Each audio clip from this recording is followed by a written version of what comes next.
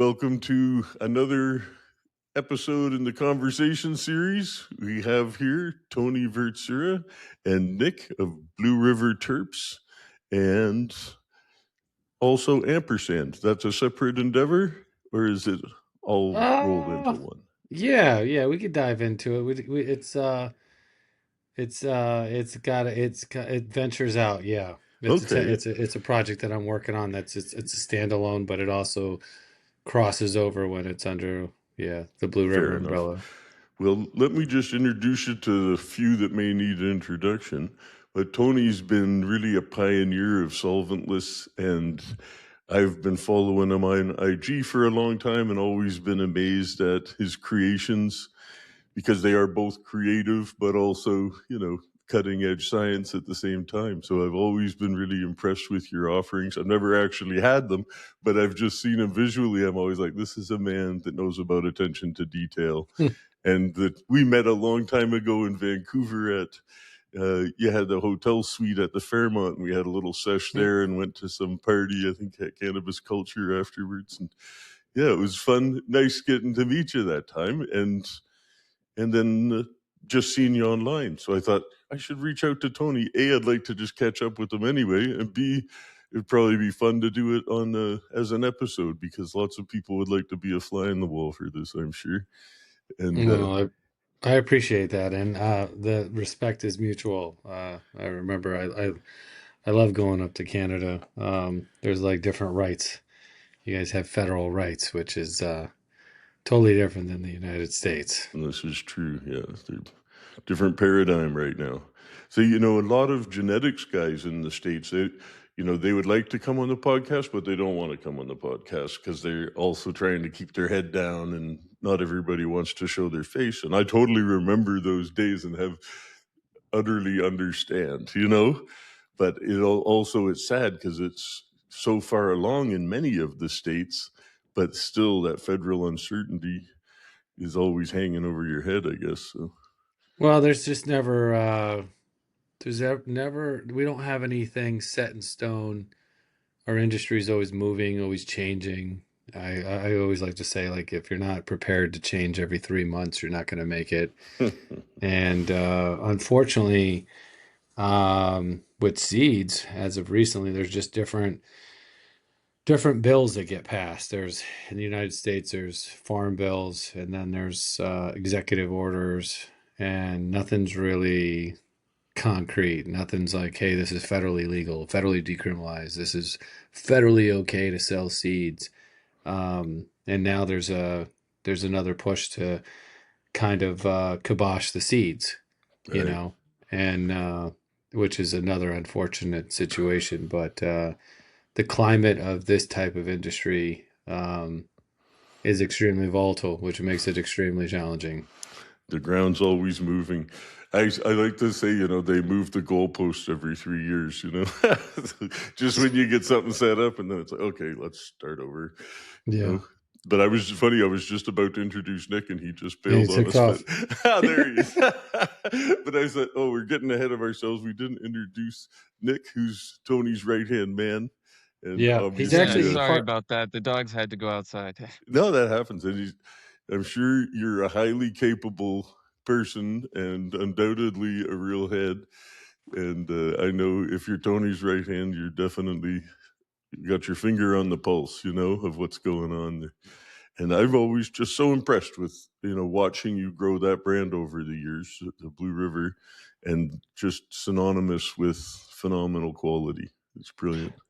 Well, I appreciate that. I think that it's always been a brand about collaborative working, like always collaborative. And while I take a lot of credit on the face of the company, and I'm also, a consumer since I was 14 years old. I'm 48. So, but every step, every year, everything I've ever done, I feel like it's important to give note that there have been people that worked with me and people over the years that have made Blue River what it is, whether they're here today or not. They also contributed in each of those Each era, variations. I know the Yeah. feeling. I've had friends and assistants come and go over the decades, and it's always you know, a team effort. It's always a team effort, but the team's Always. not always the same team. It can Yeah. evolve, it can devolve. You never know. So Yeah, hopefully evolve.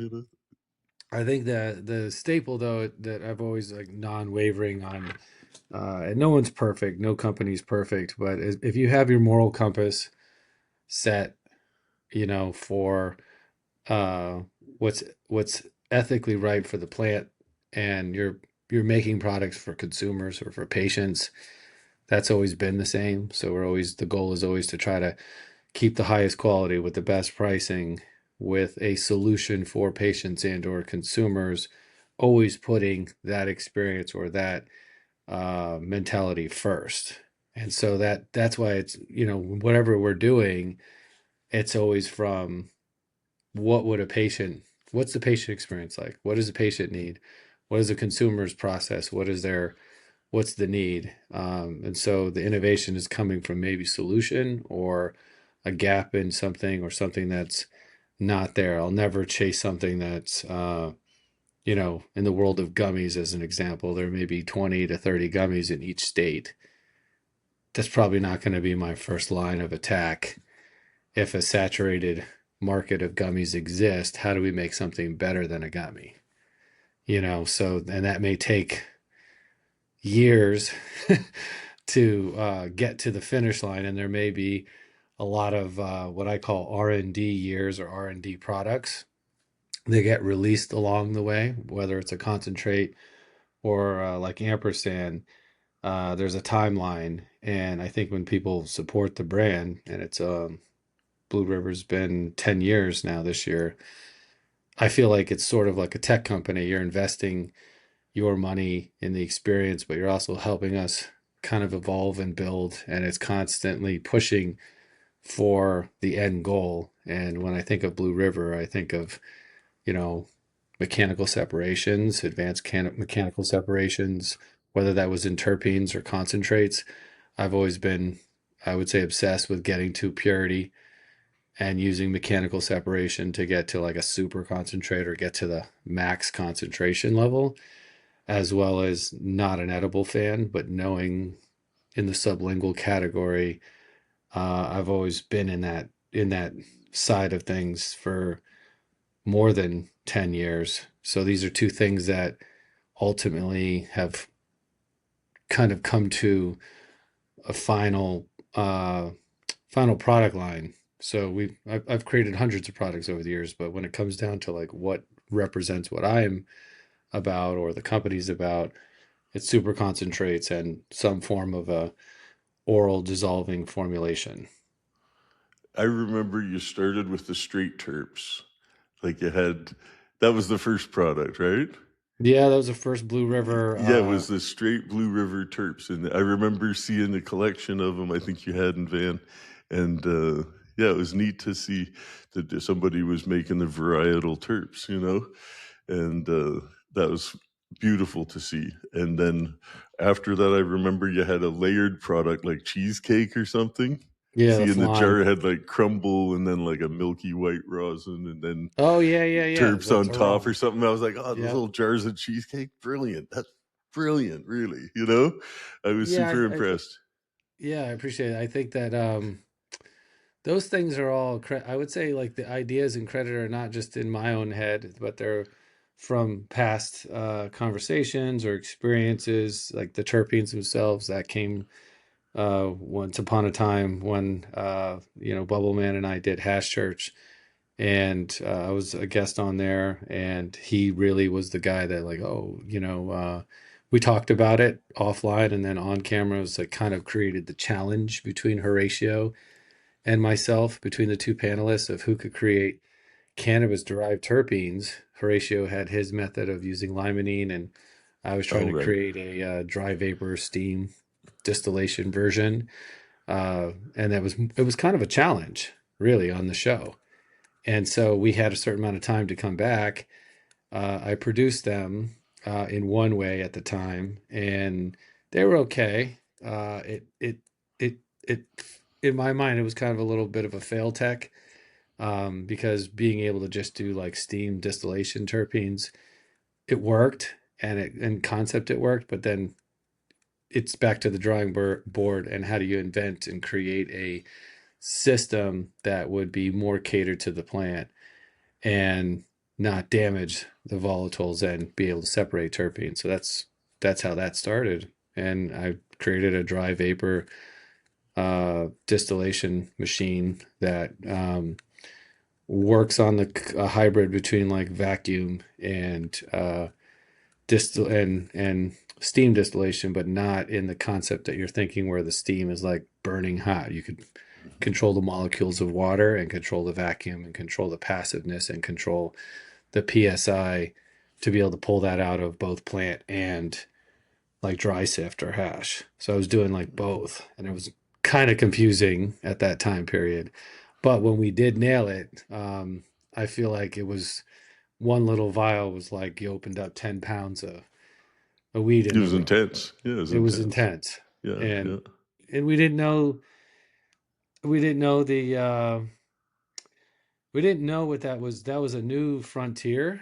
And that came out of a lot of people at that time were using what I call fake terps, right? Non-cannabis derived flavor additives in their distillate, in their vape.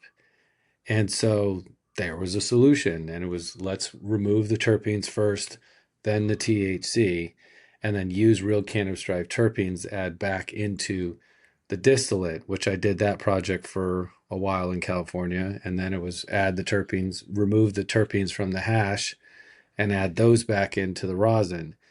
And so there was an era of add back flavor, add back modulation, add back terpenes, but you had to be very careful with that to not have any moisture.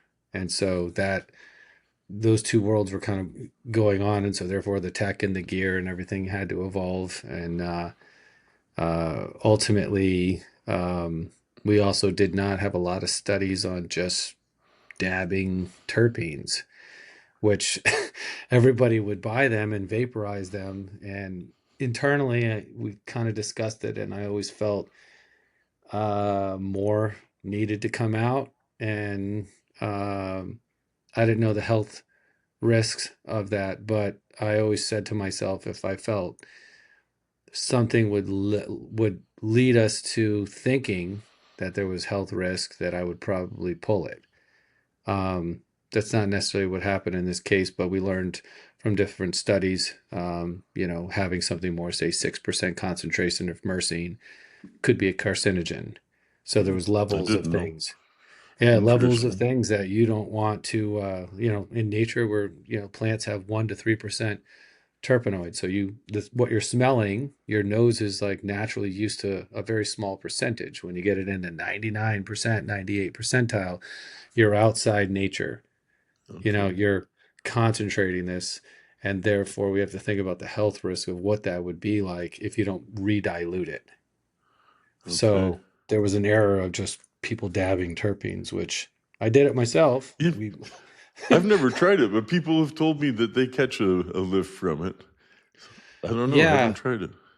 yeah, no, it's we haven't done cannabis terpenes in a long time, but no, it was a very interesting thing, which I think has to do with proving modulation effects of that within the body, right? So if you had THC maybe present from smoking and things, you could modulate an existing saturation within the receptors, perhaps. I got a lot of feedback from that, which was interesting, and it's a little unexplored. Yeah, and I wonder too, like how carcinogenic it would be if it was at lower temps. Like the colder temps maybe don't become as carcinogenic as a hotter one. Like you got to be other variables to consider there. Because I think dabbing terps does sound like fun. It does sound like fun. But I mean, yeah, sometimes it's how you do it too. But Yeah, like, definitely. There was a time period where there was like what we cold inhalation, which yeah, I think that's more of a aromatherapy uh introduction, which that also had its own thing. There's devices for that. And we learned very quickly, like using D nails back in the day, it was like get this thing to like 280, 300 degrees It's not going to be the 600 degree, 650 at the time, even 700 at the time that was going on in 2016.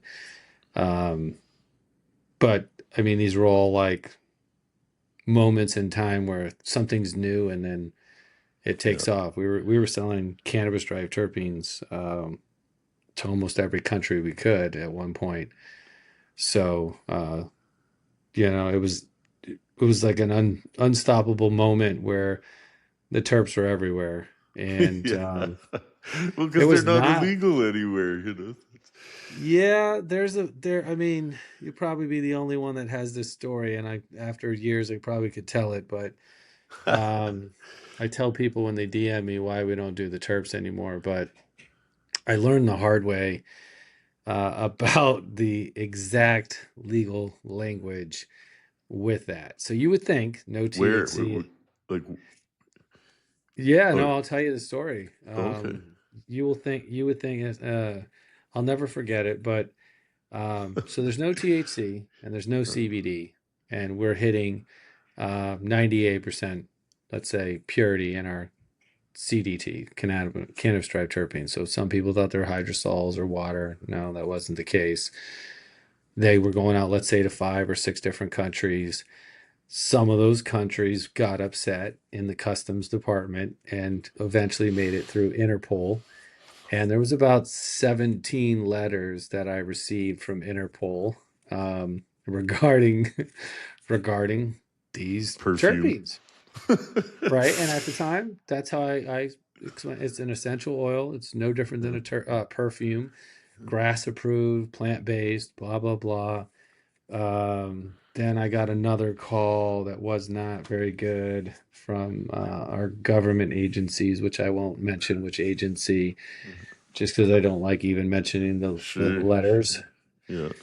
just because then it's just flagged. But that call was an interesting one where that person said, listen, there was a couple times where I think it was Easter or like one of the holidays where lots of packages were in the United States. They all got confiscated, and everyone got a message that this department has confiscated your packages. Which A, that's scary because now you feel like you're on a list. B, they have your packages. We had to make a phone call to that department, that government agency, to then convince them to release the packages. It worked the first time because I said, look, there's nothing illegal with the contents of the packages. It's an essential oil business, blah, blah, blah. They released them. So I went from, zero to hero online, if you will. I was like the worst guy. And then then I was like, wow, that was a legendary move because they released them. They have I said, test them. There's nothing illegal with the contents. That's how I kept saying.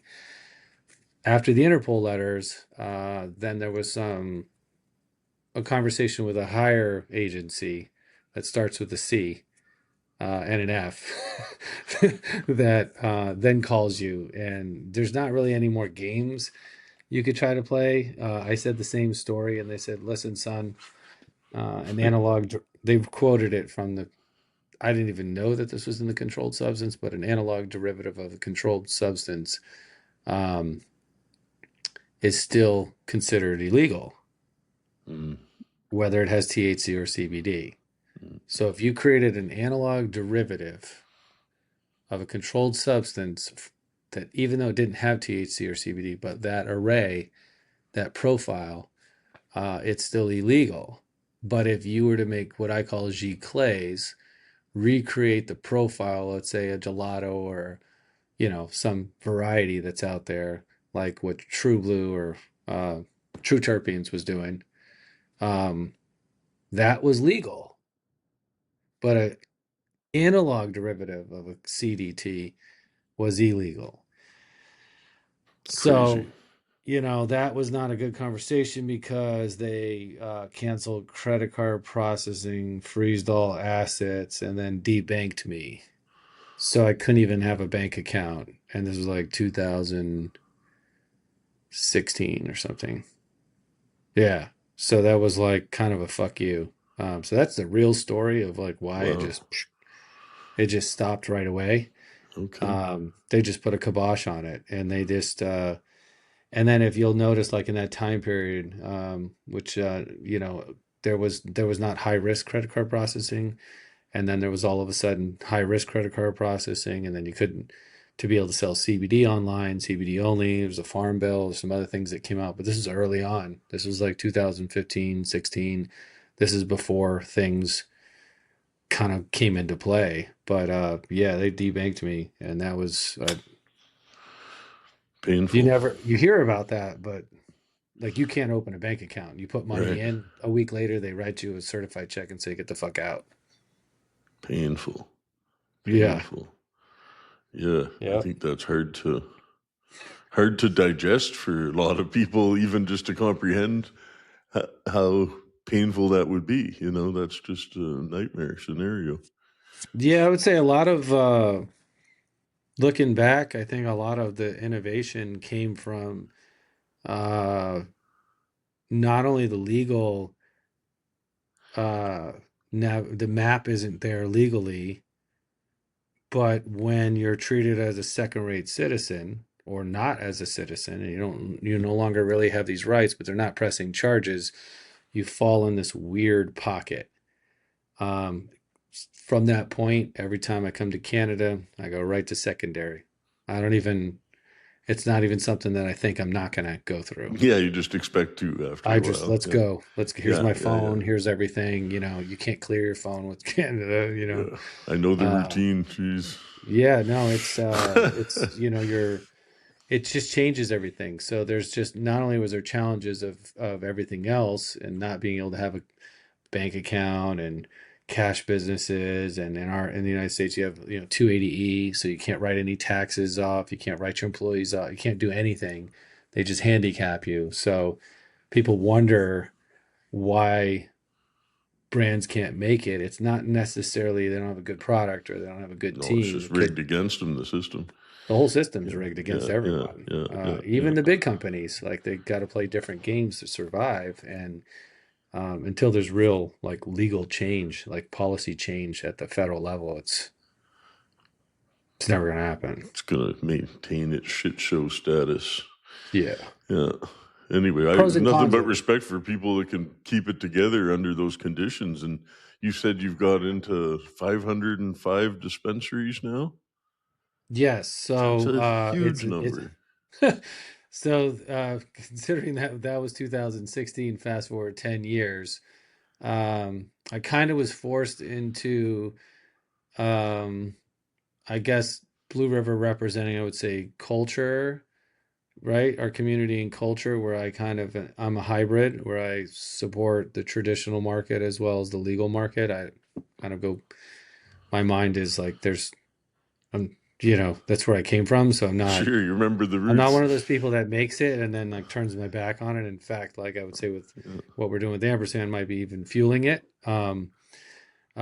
But I don't think line in the sand there's a difference between these two. These are just the industry is full of people that are compassionate and extremely, passionate and dedicated their whole life to the plant.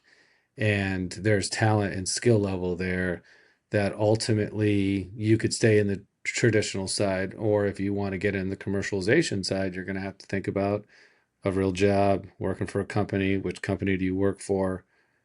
This kind of stuff.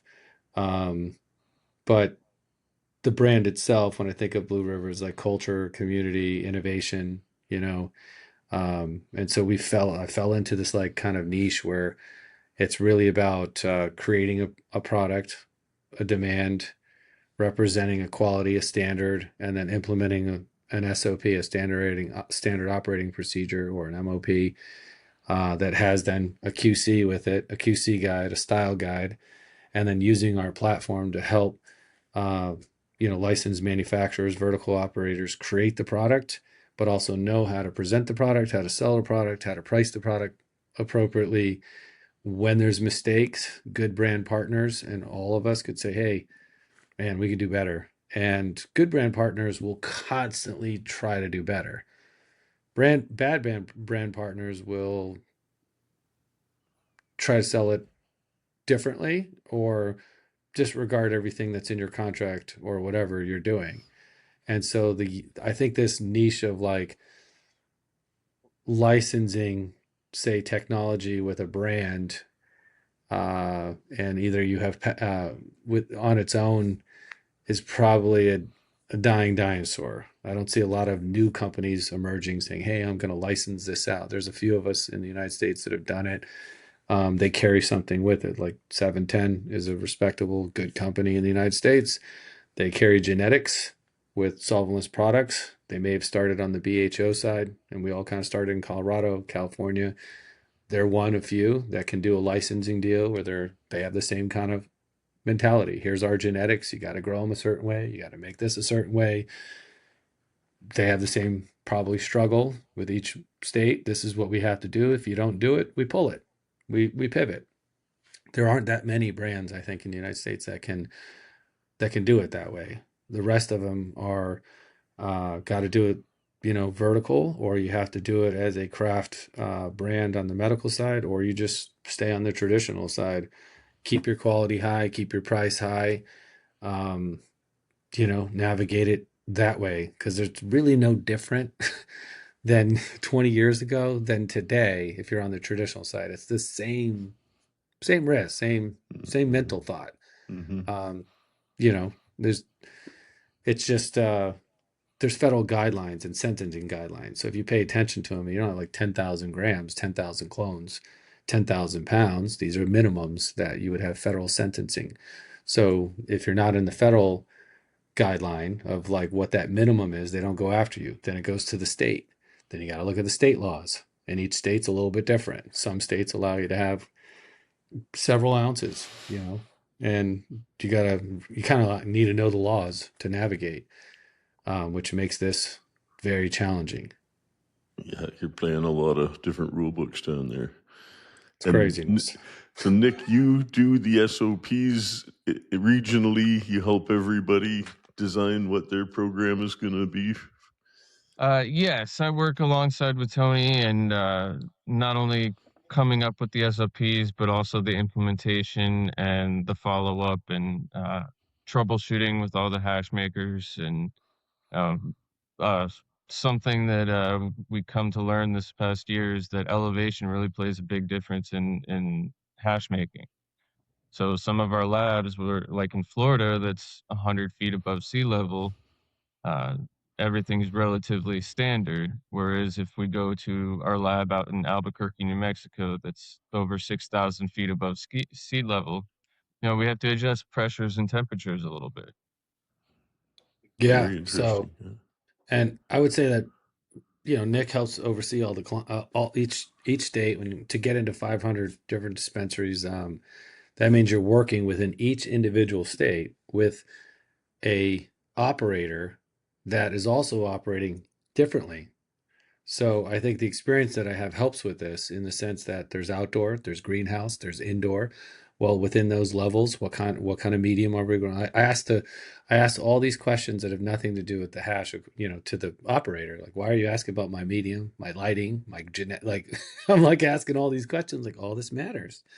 All of it matters because then it's what kind of equipment do you have? Do you have an icon? Do you have an Osprey? Do you have a hashtag? Are you just in bubble bags? Like, there's a million questions during this process to then zero down, and all of the SOPs for each type change. So Nick and it's not one SOP, it's a weekly SOP or it's a monthly SOP. And then there's field experience of which goes back and forth where Nick will say, hey, good idea, good concept. We implemented this, but it'll throw a bottleneck in production. Some places are producing 2,000 grams a month. Some places we're producing 20,000. 25,000 grams a month. And then what we then realize is we want to standardize this across the United States. So therefore, there's a very specific grade of resin that we need to get to with a micron level of what we want to press through. And if the industry's here, we already know we need to get here. So how do we get all the operators to get over to the right side? So we develop our own jars and packaging solutions, and that also helps when economy's tight and you'll pay $1.25 for a Myron jar. Well, If you bundle our package and you're doing Ampersand and Pioca, maybe I got you that jar for 62 cents. So I cut costs on the packaging because we're doing this at a national level. We don't make money on the packaging and we don't do percentages either. So we do flat rates and basic and the velocity earned.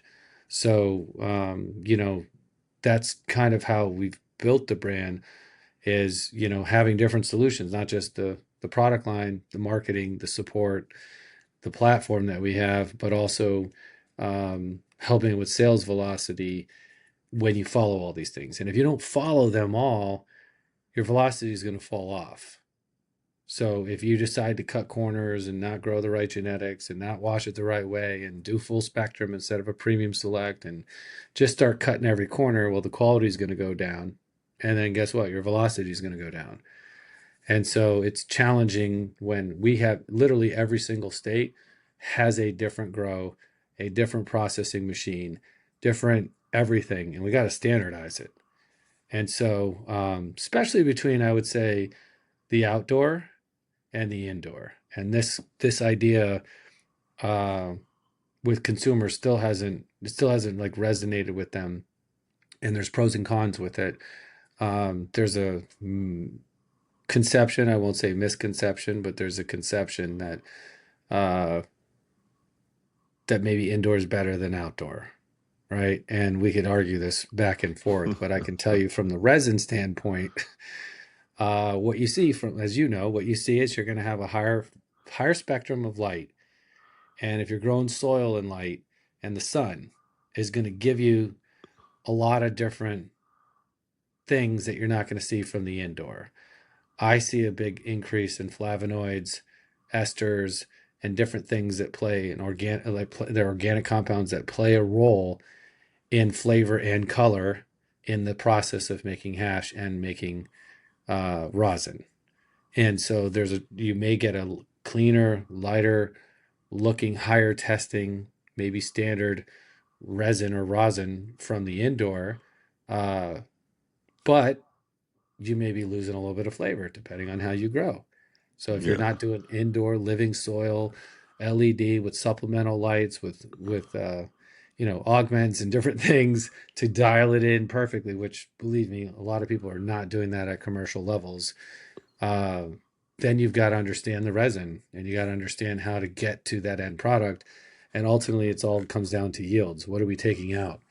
And with the outdoor, a lot more interesting terpene profiles that play into the genetics. So the Northwest Pacific, lavender, cherries, and apples grow out there. So if you're in the Washington area and you look at the farms and you look at what's the number one fruit that's selling out there or the number one herb, those are the three: Oregon and Washington, right? You're going to see lavender, cherries, and apples.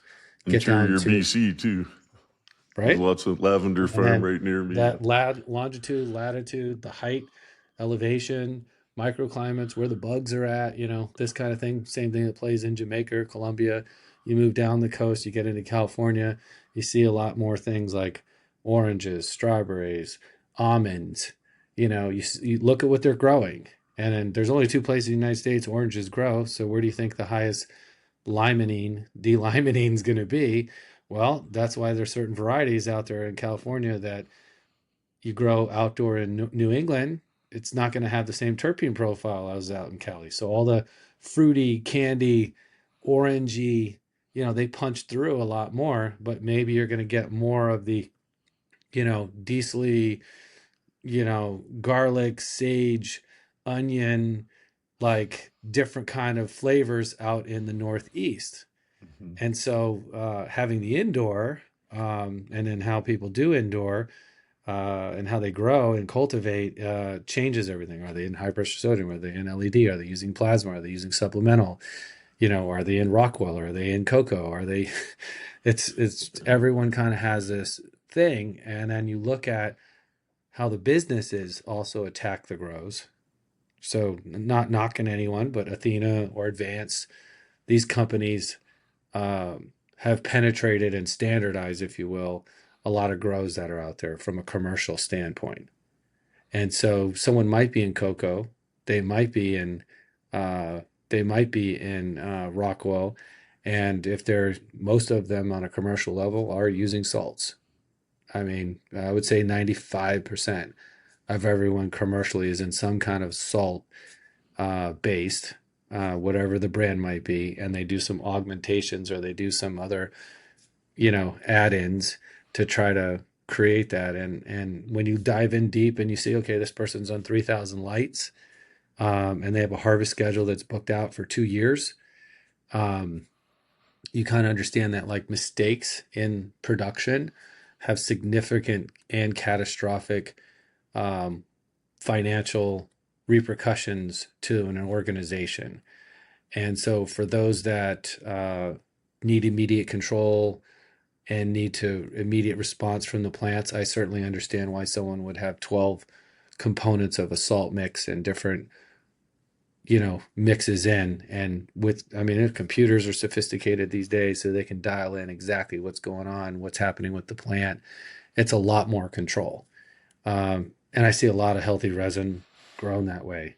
When it comes down to smoking flower versus the resin, in our world, we're really just after like micro harvesting the resin gland, the fruit. So when you get to that level, kind of like how they're growing it doesn't mean a lot, except for how much of the resin production is there and what's the value, you'd say, of the quality of the resin, and what's the overall percentage of the resin that has the highest quality value. So a plant may produce 7%, but if it's 3 stars, 7%, and it presses 50%, and it has 3% terpene value, and no matter what you do, you're seeing 72% potency, that's great that it did 7%, but that might be in a living soil situation produces 6%, right? But it's 6 star, 80% press, blah, blah, blah, blah. The data changes. So our data points are not on plant material or biomass, but more on what's the resin production, because we're actually interested in a very specific grade or a very specific bag of that resin to make our products. And each one of those grades falls into a different product. And so that's why we've just come, really good at understanding those levels. And so that's what Nick and I do all the time, Constantly constantly, dial it in. Yeah, every week. absolute obsession with quality. I love it.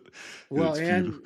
and mistakes. When there's a mistake, we had a Yeah. mistake the other day, or Oh, you something can't get happened. anywhere without making mistakes. That's the whole Yeah, point, and those mistakes sometimes move us forward too, Yeah, Yeah, exactly. right? that's So one of Tony's quotes that I like. It's kind of burned into my memory now. It's if you fail, fail forward.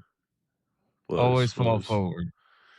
So, what So can you tell us try about and the work a way to Pioca? be improved from Oh, that. oh, sorry, I sorry. didn't mean to cut you off there. Excuse me. Um, so yeah, The you were Pioca. mentioning your Pioca earlier, and we haven't touched on that. What do you want to say Yeah, about so that, guys? that is so a long time ago, I started pressing rosin around the same time everyone else did, with cut up little bags, uh and around 2016 was the first time that I was in a lab with the clear concentrate, straight concentrate myself. We were pressing flower rosin on a plate that we heated. We blowtorched, but it wasn't even integrated at that time.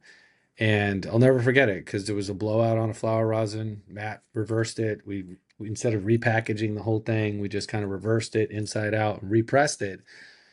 Oil came out, and there was this white kind of chalk substance that was on the inside. For me, on the timeline, I'd never seen anyone have THCA this early, especially from a separation. And I said, "Oh, it must be lipids or waxes." And just being the person I am, and we were in the lab together, I was like, "Let's dab it. Let's see what it does." It dabbed like water. So I was like, so we all kind of sat back, and I'm like, "No, that's not lipids or waxes." I was like, "That didn't even char." I was like, "That's THCA." That's crazy that we separated THCA, because the stuff that came out of the bag was, we couldn't get it off the parchment. It was just straight sauce. So that was the first separation. That was the first like kind of spark of obsession. Like that's when it Cool. started. And Yeah. so this there was a lot of early on awards that I did with like CBD at Emerald Cup with like flower rosin, and then flower rosin with terpenes. And there was kind of a parallel of terpenes being used to crash out CBD. I did that with Gold Drop again by accident. He was super mad. He gave me some ACDC CBD distillate, and I mixed in 30% terpenes of ACDC terpenes. That kind of first pass, second pass. We were at a cup. It did the first time we entered it. It didn't do anything. It didn't win. It was like almost like disqualified or something. It wasn't even on the radar. We were upset. And he goes, look at this, look at this bowl. And I promise this will all come back to Pioca. But it was like, he's like, look at this bowl. And I looked at it and it looked like there was mold in the bowl. I'll never forget it. I was like looking down at a High Times event and Joe was there and I'm like looking at it. I was like, let me see your phone. And I was like, took out the phone and I zoomed in on it and it looked like a little perfect crystal formation, like really small inside it, really zoomed in. I was like, you know what? It just had a regular plastic lid. I was like, where was this? He goes, it was in the sun. I was like, tell you what, put the lid back on and put it back in the exact same spot that you had this and come see me at the end of the day and let me see what this looks like. I said, I could promise you and assure you there is no mold in the terpenes from this process. It's an impossibility. I was like, there's something else going on here that we don't know what's going on, but it looks like there might be a separation happening. He came back and he was like, dude, look at this bowl. And it was like crazy crystal formations happening. And then I said, just keep it going. So we were there for 3 days. By the end of it, it looked like all crystals and the liquid was like almost gone. And it was just the craziest crystal formation. And it was this perfect separation. So these two things were happening while extracting terpenes, watching terpenes allow CBD to precipitate out to where he kind of coined the phrase crystalline. At the same time, the early days of the lab separating THCA and sauce from flower rosin, like 2015 to 2006, it was like 2014 to 2016. I always felt in the back of my head, and I always, in my history from Colorado on, I was into live resin, and then once we started doing like 6 star hash and rosin, I never really wanted to make any kind of like solvent extracts, but I understand the science of it. And when you understand the science of it, you can't deny that when someone has an absolute or a 1 micron and they're doing full plant extraction, forget the solvent for a second because that's being in and out. It's just used in there's nonpolar and then polar properties here. And so, like, from the science, you're using a solvent to pull out the terpenes and the cannabinoids and then vacuuming that back out. But at the same time, you're still running through a 1 micron. So it's removing lipids and waxes. That's the whole point of live resin. So there's a lower lipid in waxes because they're doing a whole plant. And in hash and rosin, you're taking the fruit, you're shaking it, you're isolating the heads, and then really you're working with the cuticle, the skin of the trichome head, which is then filtered out. But you still have small amounts of lipids and waxes. So the BHO guys always feel like the BHO is cleaner than the rosin. So I was kind of always obsessed with how do I get to ultimate 100% purity. And so a lot of experimenting happened during this time. And I was doing static sifting. I built a static sifter at that time. So when I was in Oakland, there was at one point there was like some posts there. I was like, hey, here's sauce, here's THCA, here's sift rosin, here's flan, here's creme, here's Terone. These were all different R&D experiments of advanced mechanical separation done on rosin and removing terpenes from sift and doing everything from static sift. And so this was 2016, and I did that from fresh frozen. Everyone at that point was trending towards ice water extraction.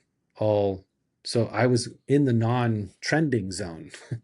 So I'm like in the I'm in a different zone and everyone's not really understanding it, but it helped me on a lot. And I spent a lot of money on machines and trying to figure this out to where we started getting analytical data on flan, and there was some controversial test results that hit 101, 103, and that caused a lot of people to talk about it. And that happened because we realized the density uh, and how that could possibly work in the testing. And there could be a 6% sway, but there was a time where you hit 104, 103, everyone would laugh at us. But if you have 15 or 18% terpenes, there's a specific density to this, and then there's a milligram. And so when we look at the milligrams themselves and the volume, it's very, and there's no lipids and waxes, it gets very interesting at the data level. And then there was a lot of, I would say there's years of support where flan was a good product. People always ask what it was. It was not terpenes added back to rosin. Just so we can clarify that, because I don't think I've ever been on a podcast, and I don't make it anymore, but I can tell you they will never be made again, because the amount of what goes into it and why it was so expensive was because we would extract the terpenes from the same hash, then make the rosin, then I would separate the rosin into THCA and into sauce. Okay, then I would use terpenes to then purify the THCA. And what I would notice is that when you get to a 40% saturation, the terpenes themselves would run through the THCA and pull all the flavonoids and everything up to the top, and you'd have this giant layer. Then I would siphon that off, and I'd have this almost like white custard. And I would take some of that THCA and I would decarb that THCA, semi-decarb that THCA, and add the terpenes that I used to clean that back in. And I would that where the centrifuge thing, then we'd separate those things out, and we had pure terpenes, some THCA, or a lot of THCA and THC, that then when you created this perfect ratio, and if you mixed it together, you would get this separation. No matter what you did and mixed it together, I'd have this layer on top that I called the flan separation. This had to happen. This had to happen in the early days. You're talking 2016 to 2018. This had to happen because homogenation and stability was super key, and this was a product that was not very stable, right? And so it taught me very well. And so fast forward to Pioca, over the years, I was doing different kinds of separations and add backs of different things, which a lot of people in the industry did not like. A lot of hash makers didn't like it. A lot of consumers loved it. I would say every consumer loved it, but every hash maker was like against it. Well, you're And not out to impress them, are you? I'm As not long as there. the consumers are happy, that's the bottom line.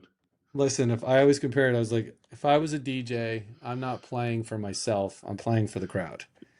Yeah, And I hate when you go to a party and the DJ's playing for himself. You're like, hello, over here, read the room, yeah, you yeah, know?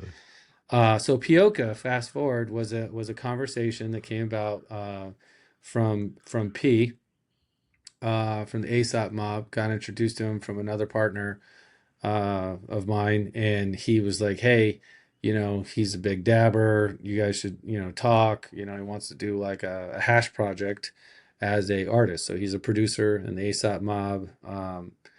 And we started talking. And we had one Zoom like this, and he said, hey man, I want to make a concentrate. I was like, oh, okay. I said, do you want to do what like other artists do? They just put their name on like a dream, or you want to build this from the ground up? And he's like, well, I'm a producer, so of course I want to build this from the ground up. I said, cool. This is going to be probably a 2-year project before it actually hits the market.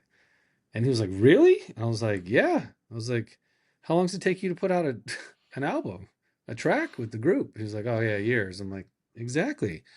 I was like, so I'm going to have to take the last 10 years of what I've like kind of learned, and I want to put it into one product, which we ended up calling Pioca because he's ASOP P, and we were trying to create a texture or a product that looked like kind of tapioca type Okay, pudding. okay. Oh, And I good wanted enough. it to be very stable. And what I found was with Clear Tech Fresh Press, that's the ultimate. You're in a hash room, you got a 6-star, you press it, you got Clear Tech, you vac press it, and it's like water. There's no oxygen. You just dab that. The problem with that is it turns pretty quickly. and it dries out pretty quickly.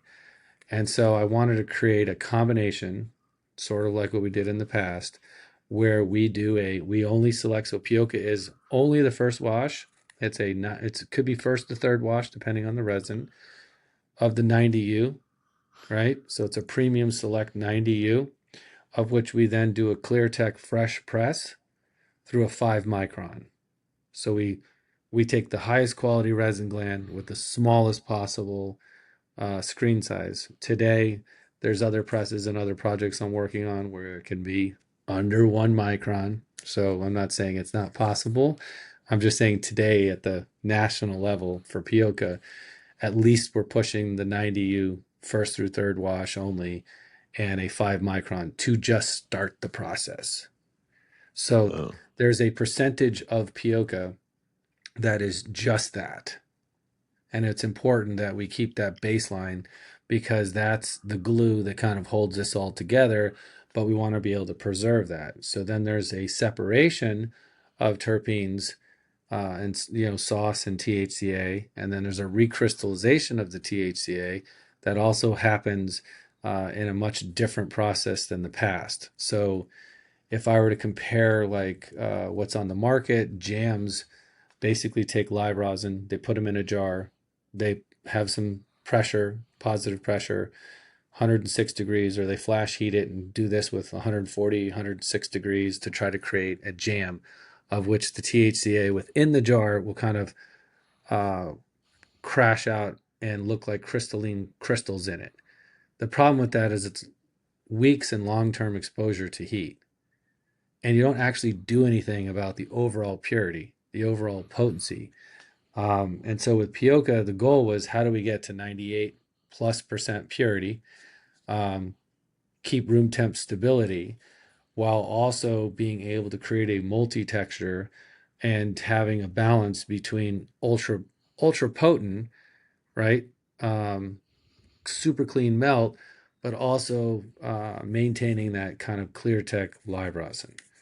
So it's a multi-step process that ultimately is our spin on a super concentrate, of which I hope finally after 10 years of also nobody really liking super concentrates, we can finally talk about it and open up the door and the competitions that you see out there in this category for other hash makers that I've talked to on DMs and Instagram for 10 years that also make other forms of super concentrates.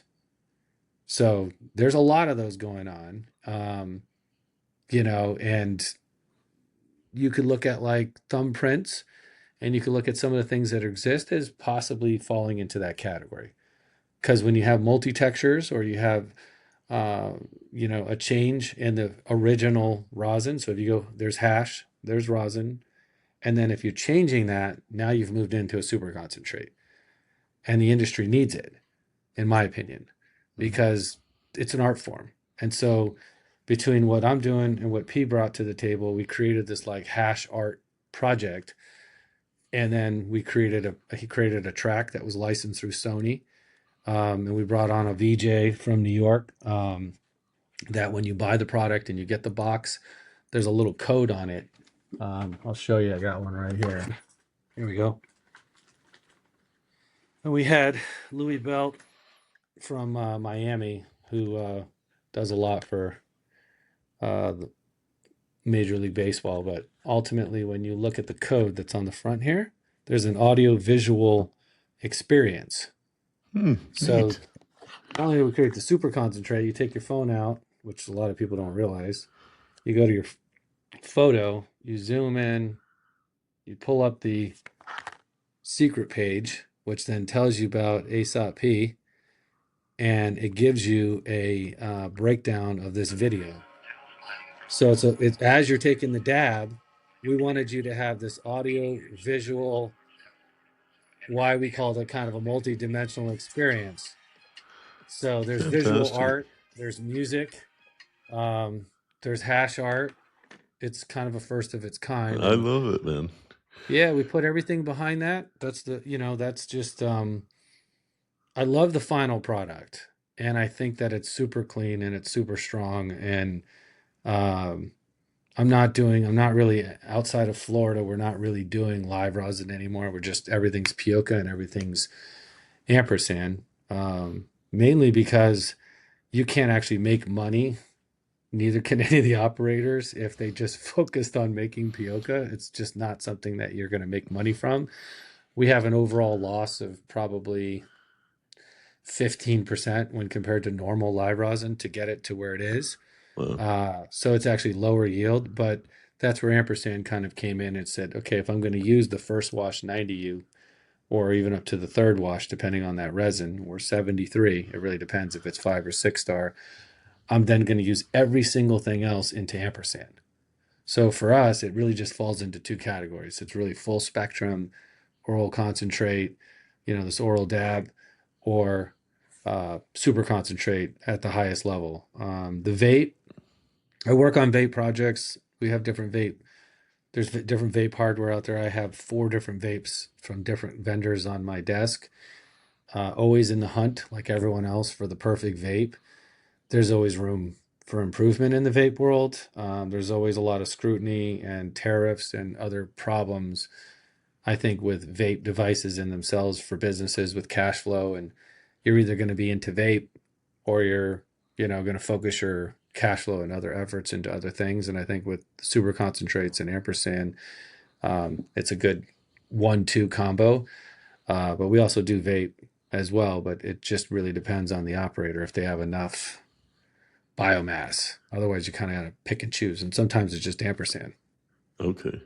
Well, the ampersand is super interesting, and I'm glad you brought that up because I do love edibles myself, but I was I didn't have any idea what it was. I saw it come out, I don't know, months ago or a year ago or whenever you started to post about it, and I thought, I wonder what he's up to. That's interesting. And then I've seen a few more, and I was like, I got to talk to Tony about this and see what that stuff is all about.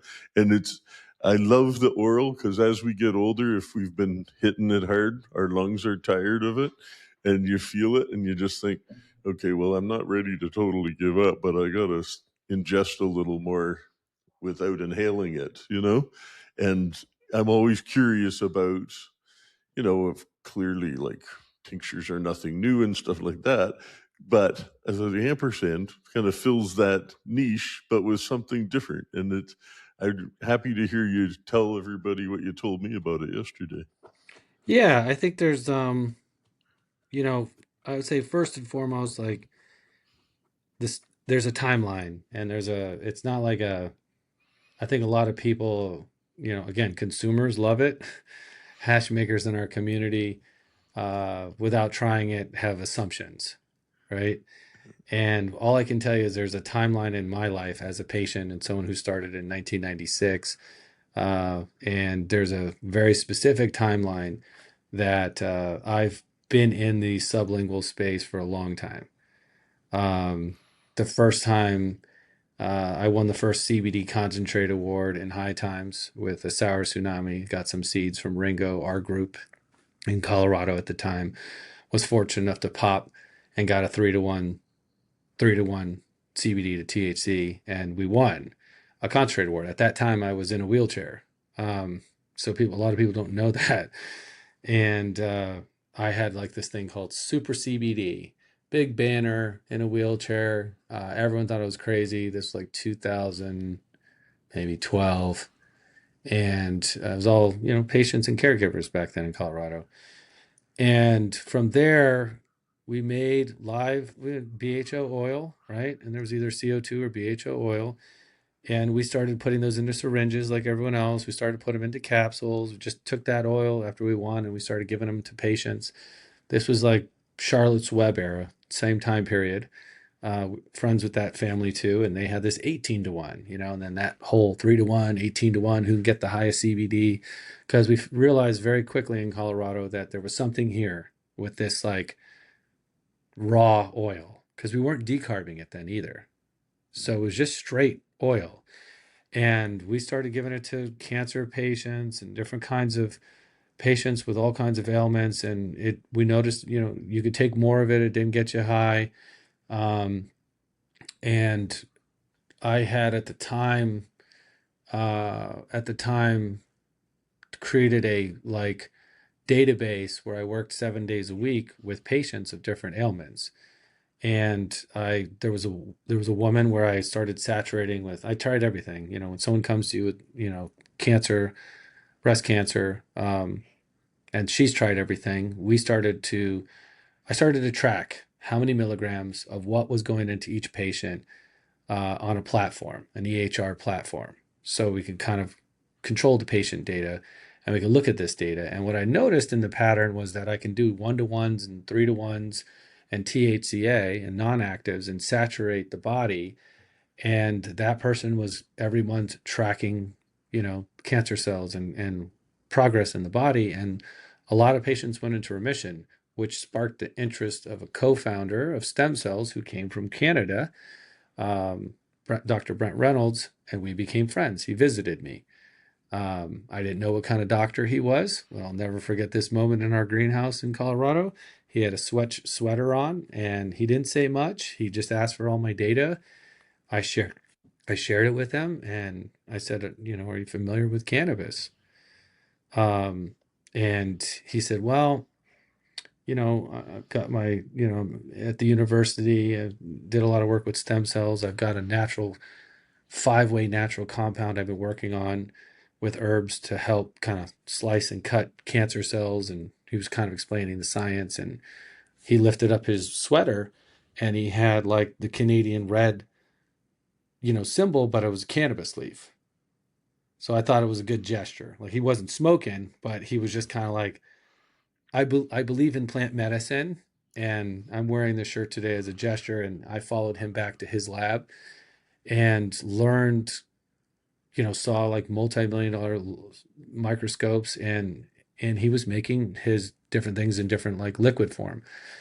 So while on that tour, I discovered Naobi's, which is a form of MCT, and didn't say much to him. And I went back and was like, hey, let me ask you something. What kind of formulation was that? What kind of like liquid was that you were using? He's like, oh, this is what all the pharmaceutical companies use. They use like C8, C10 isolation, a very specific ratio. I started using that instead of coconut oil. And what I discovered very quickly from coconut oil was that you had a maximum level of milligrams per gram of, let's say, coconut paste you could get. And then you would move to olive oil and do different oils, and it would climb. But once we started using like C8 or C10, that went way up. So I called it the black hole. And so I started making ratio-based cannabinoids in non-active THCA to CBD, CBG, CBN, converting THCA to CBN, and patented this, what people see as like MCT oil and cannabinoids and terpenes, and that was filed in 2014 in the sublingual field. It was granted in 2017. So that's like how long ago I patented a MCT oil with, let's say, THC and different ratios, uh, and filed with that in the utility patent for different conditions. So PTSD, opiate addiction, nerve damage, chronic pain, shutting off the ID1 gene. These were all using different ratios in milligrams and MCT oil to then saturate the body, because 98% to 99% was absorption rates were through sublingual. So we learned early on that eating cannabis, eating an edible, going through the digestive tract, you lose at least 80% of the cannabinoids. So if you ate 1,000 milligrams, by the time it really hits the liver, you could lose 800 milligrams, right? Mhm. So this was the most efficient way to dose 2 or 3 times a day with different ratios for patients to then saturate these different genes. That saturation point was something that I discovered too, which that you can saturate. Everyone's born with different receptors and amount of receptors. So you might have 10,000, I might have 5,000. There's not CB1, CB2, there's actually 31 receptors. And so that is like chromatic scale of music. Let's say there's 12 notes of music. There's these receptors, And then there's cannabinoids and terpenoids and flavonoids, and there's ratio base that then can kind of program, let's say, the central nervous system and the immune system, because that's ultimately what the endocannabinoid system is doing. It's information. It's like a switchboard, can turn things on and off. So there was tens of thousands of patients at the same time with these different types of milligram dosing and holding doses and watching different patients uh, go through different types of cancers and finding out which ones worked and which one didn't. That was filed. That was patented. That was a great moment in time that went absolutely nowhere. Um, because that was back in the day when people saw Bubble Man and I. It was a publicly traded company with with friends that I thought that was like my purpose in life, and it just didn't get implemented the way I wanted it to get implemented. And you'll find, if you follow me in my career, if something's not right with the moral compass or something's not right with the business model and we're not moving towards helping people, I usually pivot. That's like what I do. And in my early days, it was probably a bad quality. And I probably burned some bridges with different people that are involved, but I always said, hey, if this is the way we're going, I'm out. It's just what happens. If we can't do it right, I'm not here to I'm not here to do this, you know. And so that then turned into the 2016 to 2018, creating a powderized version of this. So that was a whole era of oil and sublingual that then turned this into powder, which then went into capsules. And I released all these. So this isn't some kind of gatekeeping thing I did, which I've seen a lot of those posts. From 2016, 17 to 2019 or 20, I created rosin capsules that were also powder. So at that point, I then took the MCT oil. There was a combination of trying to use what you see today, people thinking what it is back then was using tapioca starch, MCT oil, different types of compounds at the time that I was working with, different vitamins. That was actually established a long time ago. I put it onto the market. It worked really well, but because of regulations, we had to put it into a capsule. So it kind of took off, but then didn't. Then I created another set of patents that utilized almost the same format, and then medicinal mushrooms. And that was a launch with cookies. Most of all my patents, I assigned them. So if people are watching and listening, I didn't assign them for money. Didn't make money from this. So this was never a money-making, gatekeeping moment. Every time I created, I gave back. I said, hey, let's give it to them. And no one ever took it. And no one ever actually did anything with it. So the technology has been there. And then this version happened after, like, my first son was born 4 years ago. I didn't tell you this off air, but he was born with a birth defect, disabilities. It was a long, hard road of, millions of dollars of surgeries. This is what right after we opened 2 dispensaries. Very taxing, very hard. But what that did with my wife and I is we went to the nth degree, because you can choose to go down a heavy pharmaceutical path, right? And drug path, or you can choose to go down a natural path. So we chose to go down the natural path. And so that process began looking at every ingredient there was, all the baby formulas, all the food that's out there, everything that existed. You have to question everything. You have to question everything there is, because you're playing with a child's life, and he was born without his esophagus attaching to his stomach. Tracheomalacia, hole in the lung, has adenoids out. So this whole area, without a functioning sphincter, would cause, our stomach turns 300-400 times a day. So there was erosion after the surgery. And if that erosion happens, the pH isn't right, the gut's not right, you then could lead to cancer in the esophagus. So you can do that with drugs, which you obviously have to do for a while. But then as they get older and they grow, you got to figure out a diet. You got to figure out a different lifestyle that works. So that was going on for a while. My daughter was born last year. My wife said, "Hey, look, we've got kids. You're getting older. Dabbing's probably not, and smoking's probably not something I'm going to allow in the house anymore." Um, and my brain goes back to what we see as ampersand. And I said to myself, "Okay, I got you. I got you. I'm going to be discreet. You're not going to know, and I'm going to create something." And I had already been kind of working on working with like electrolytes and things like this anyway with my son. We were doing all kinds of stuff, making our own probiotics and all kinds of things like this. And so I became, and I'm at heart, I'm a purist, and I care about my body. I care about everyone else's body. And I looked at the body of work, let's say in the sublingual category. I said, you know what, I could do better, and I'm going to do better. And I think we can change the ingredient matrix and create a nutrient delivery system, a lipid-based nutrient delivery system. And so here's the problem with multidextrin. Multidextrin can come from corn, right? It could be synthetic, it can be corn-based. Yes, you can get tapioca. Yes, you can get different forms of it. Doesn't exist organically on the market, just FYI. And all it does is encapsulate oil. Just turns oil into powder. That's it. So using the MCT oil or using C8 or C10, MCT oil, also not organic, right?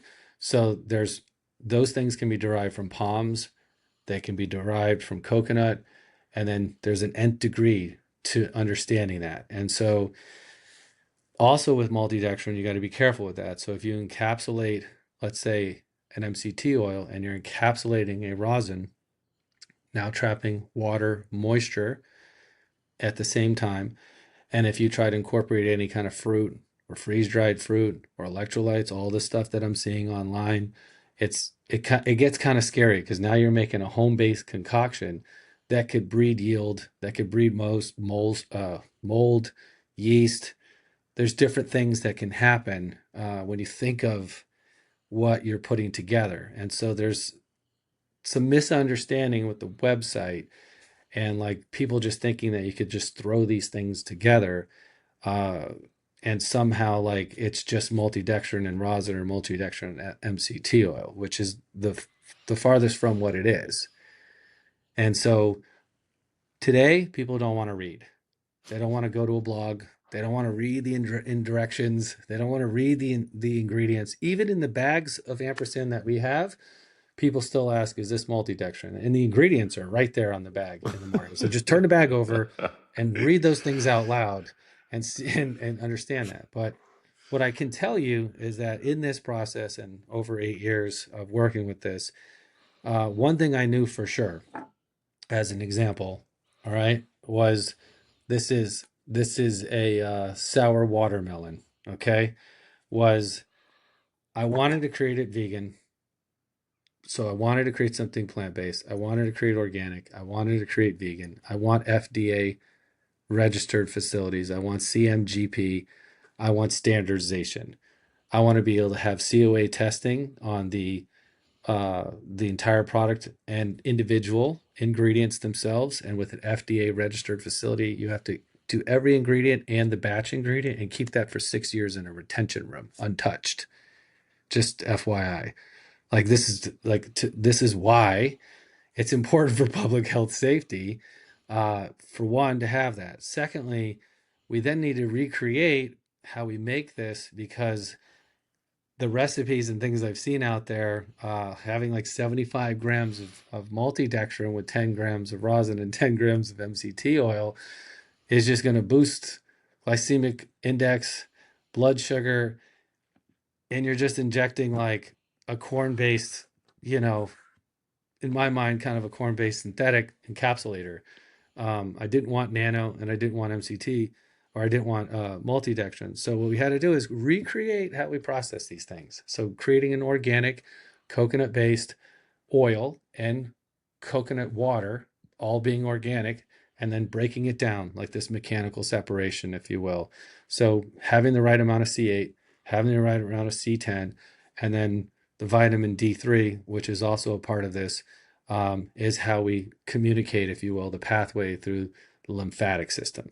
Because if you just encapsulate with multidextrin and you eat it, you're actually not going through any lymphatic, because lymphatic is going to operate off of minerals and vitamins. So if you're using a sublingual, that was kind of the aha moment, was how do I create a ratio of delivery? I need lymphatic, blood, and then liver. And so liver is going to be a long-term processing. So we want this to last a long time, but we want the onset to be very fast.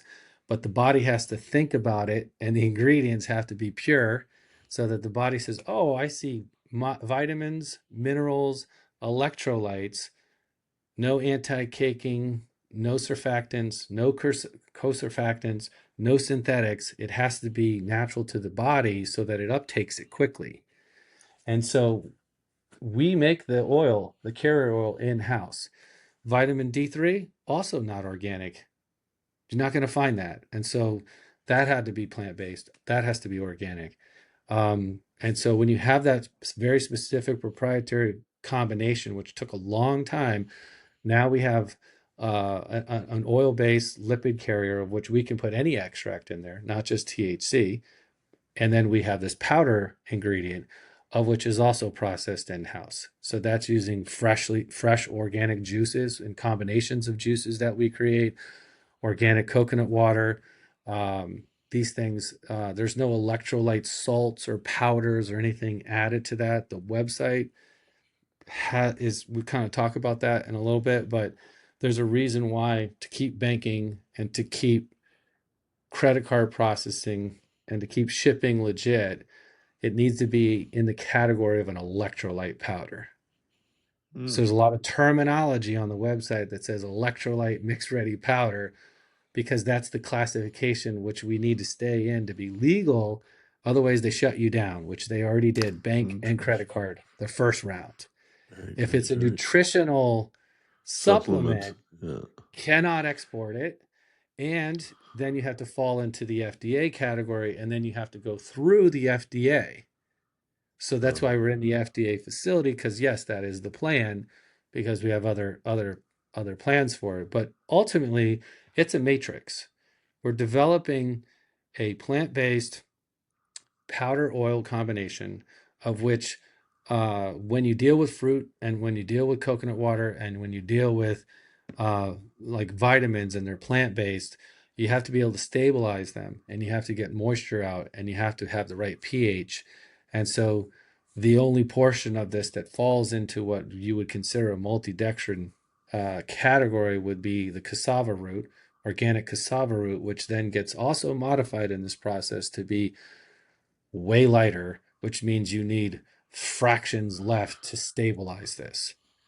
So that's where I feel there's a huge misunderstanding or misconception, because I did develop different things along the way, but we also have to create a product that doesn't raise the glycemic index, and very conscious of like diabetics. And so that was the point. Low calorie, there's in every gram, there's 4 to 5 calories. There's no salt, there's no cholesterol, there's no sugars, there's no added sugars in every dose. In 1 gram, 100 milligrams. So when you think of a dose at 10 milligrams, you're really talking about a 0.4 calorie, right? And this is really important to get to what I call an ODF. It's an oral dissolving formula. It's a new category. When we went each state by state, when we're talking about SOPs, like in the state of Pennsylvania, how long did it take us, Nick? Over a year? A year of pleading our case to the state, to the commission, that we need a new category, that it's a oral sublingual, it's a dry sublingual, so an oral dissolving formula. So it could be pressed or it can be dissolved in your mouth. And so the concept here is, if I put it in my mouth and I dissolve it and I swish it around for 2 to 3 minutes, it is a sublingual, like you said. And so that's how you're supposed to absorb it. That's going to be the fast onset.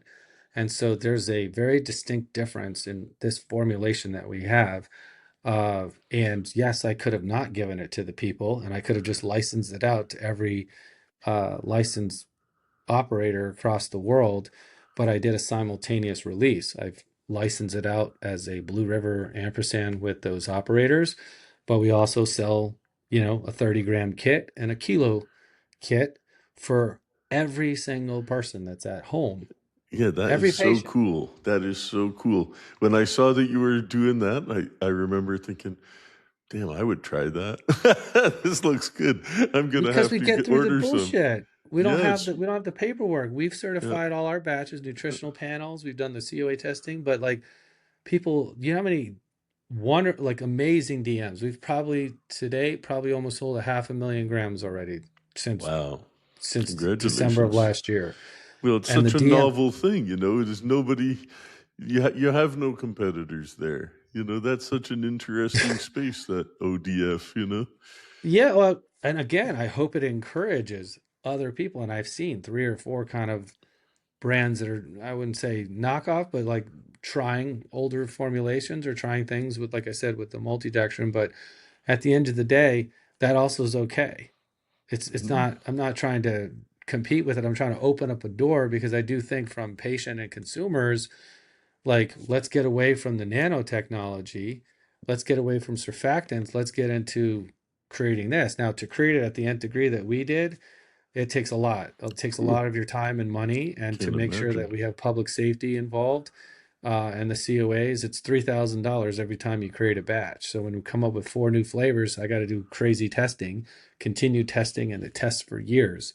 This is extremely important when playing with organic compounds like fruit juices and coconut water. You see recalls all the time with different things, and so it's a process that led us to this point. And when I have people in places that ask me, "Hey, can I use live resin? Can I use distillate? Can I use RSO? Do I have to use rosin?" The answer is always yes. It's yes. Because if you're in Texas, or you're in Montana, or you're in North Carolina, you're in hard to get places, or you're in places that don't have medical, or maybe just medical. The idea here is, if you're buying 100 milligrams in the United States of anything live rosin, or a live rosin organic gummy, you're $25 a gummy, $25 for 100 milligrams, $30. That's very expensive. You buy our kit, even if you spent $50 a gram and bought 5 grams, you're still $12. You're 50% the market.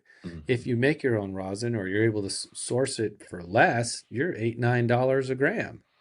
So I'm trying to give what I would consider a better product, more affordability, way more access, across the board for patients, vets, consumers.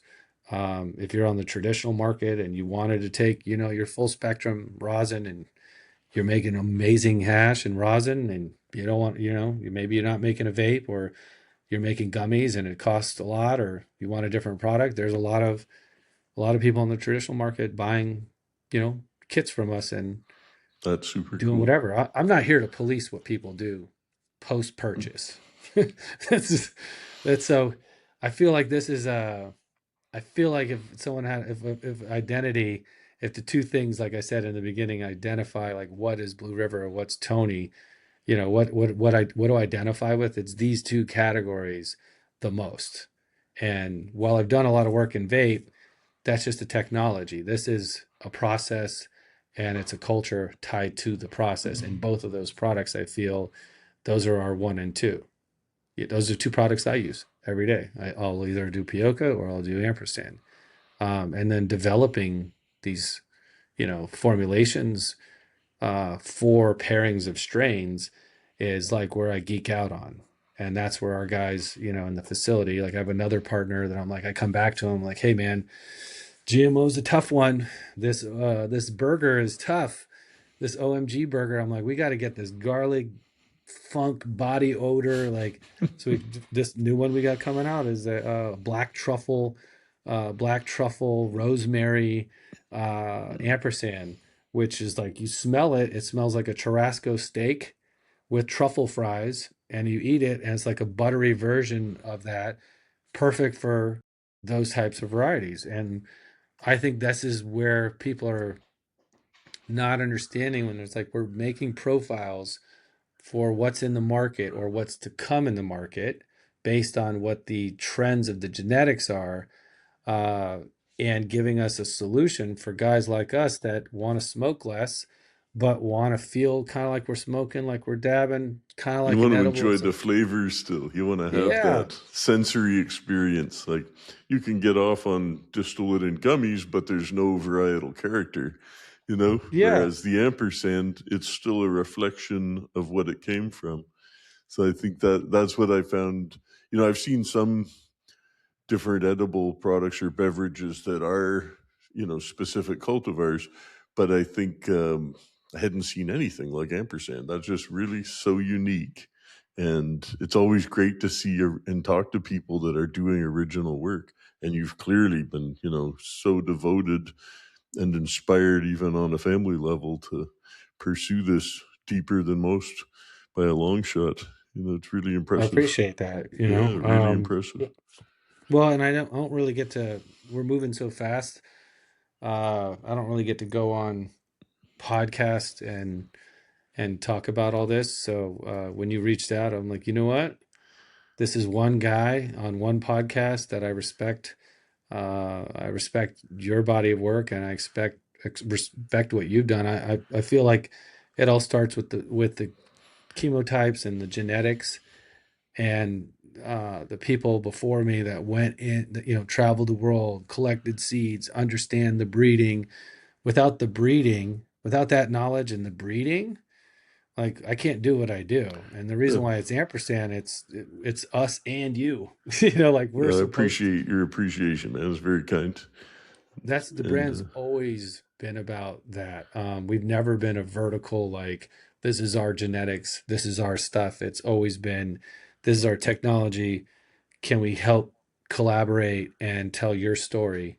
And that's in reverse. I would love to be able to do that with you. You kind of yeah, told me a lot of things. we should definitely put something Yeah, together, man. That'd be a lot of fun. I'd be honored to work with you too, yeah, because I don't think anybody better. we're gonna be in Canada. I will tell you that you know, we got a lot of requests for ampersand in Canada.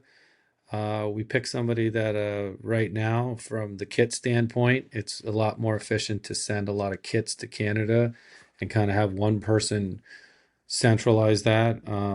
My buddy Steve from 710 Kingston in Canada, that again, like you, we kind of, he followed me for a long time and was very interested in the product, and he's gonna, you know, get these kits Cool. and be able to get them out to people. And he kind of asked the same questions. He said, what you're telling me is like anyone can you put more than 5 grams? Like, yeah, you can do 7 grams, 10 grams, 5 grams, 2 grams. It's like it could be anything you really want, you know, but it's really for the people. And he was down to do it, and it gives me a good reason to, you know, to come to Canada. We're always looking to explore different opportunities up there. We've got a couple, you know, a couple different opportunities that I think may come to allow us to kind of bring Pioca and ampersand infused into the Canadian market as well, which will give us, at least give me some more excuses to come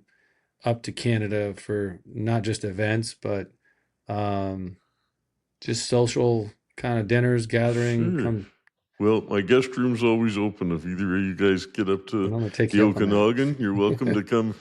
And we're almost at pool season, which means something to us that don't live in Florida. So, but also I might be able to give you a hand establishing it in Thailand or Europe or South America, because I've got Yeah, projects overseas.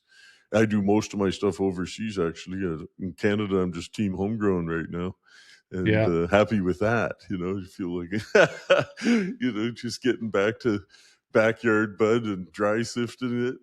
And I came up with a real good passive static that I've been doing with silicone bowls. So I just put the sift into a silicone bowl, swirl it around, pour it in the next one. All the shit sticks to the bowl. You Oh, know? come See, on. yeah, it's too easy. So the it, You know, Interesting. I played with it like with balloons That's and stuff funny. like in 2001, you know, That makes and I was that's using, you know, I see that guy in Germany, Inspector yeah, Dabjit or something like that. And he's vacuuming the water hash dry. And I yeah. was just like, I am the stupidest dude in the world because I used to have one of those palm shakers, you know, that yeah, it was like a little gray thing with an orange lid and you could put weed in it, and it had like a 150 or something for micron screen, and you shake them up and Yeah. get a little dust out of your buds. But I was taking my dry sift and putting it in there just to suck the dust out of it. I would put a Mhm. 25, I would pull the thing apart, put a 25 micron in, stick it back, and then I would vacuum the dry sift to pull out the fine dust because I wasn't having water to pull it through that last screen, you know. So if you're just scraping it off the table, all that crap's still there. So I would vacuum with either 25 or 45, and I never thought to do it with the wet hash. I only used it for dry, and I'm like, that's genius. Why was I never sucking the water out with the shop vac? I was only using it for dry hash. Like, just didn't even occur to me to suck the water out of it. But I really mostly make dry shift, unless I'm somewhere where it's too hot. And if it's hot and humid, you can work in Yeah. ice water. But if I'm in Canada, I harvest in after Halloween sometimes, and then I don't Dry. have to. I just got to wait a few weeks until it's like minus 15 outside, and then I just make it on my back porch, you know. So Yeah, it's no, I think it's funny right. all the videos that everyone, everyone I would say globally, hash makers, they see these videos from guys in Canada and they're like, "Well, how's this guy doing or how's that guy doing?" I was like, "Do you realize what's going on up It's there?" cold. I was like, "It's like 15% humidity Yeah, and like, from yeah, the Fahrenheit you go to Celsius like and like right. 0 degrees." Like Yeah, it's I was like, well "So it's below super freezing. Yeah, so everyone's like, Below "Oh, look at freezing my isn't enough. It has to be well below freezing. But then well below." the stuff moves like sand, like through an hourglass, right? It doesn't Yeah. stick at all. It just moves right through the screens. So it happens really quick. You know, like you don't, and you're not pulling bags or waiting for them to drain. And you don't, with the minute it's ready, you can puff it. You know, you don't have to dry it out again. So I just love dry sift. And I always think if the water smells good, it's because you lost something, you know, and Yeah. that's always scared me off the water. It's not that I'm scared of it. I just don't do it unless I have a reason to. My first choice is always dry sift and sun grown bio, like you Yeah. said earlier. You know, I just find the flavors so good. I've even found making clean hash from salty herb, I almost find it taste plasticky sometimes. Like there's Yeah. something that isn't right in the flavor of the hash. Whereas when it's from bio plants, I mean, I don't even care if they're.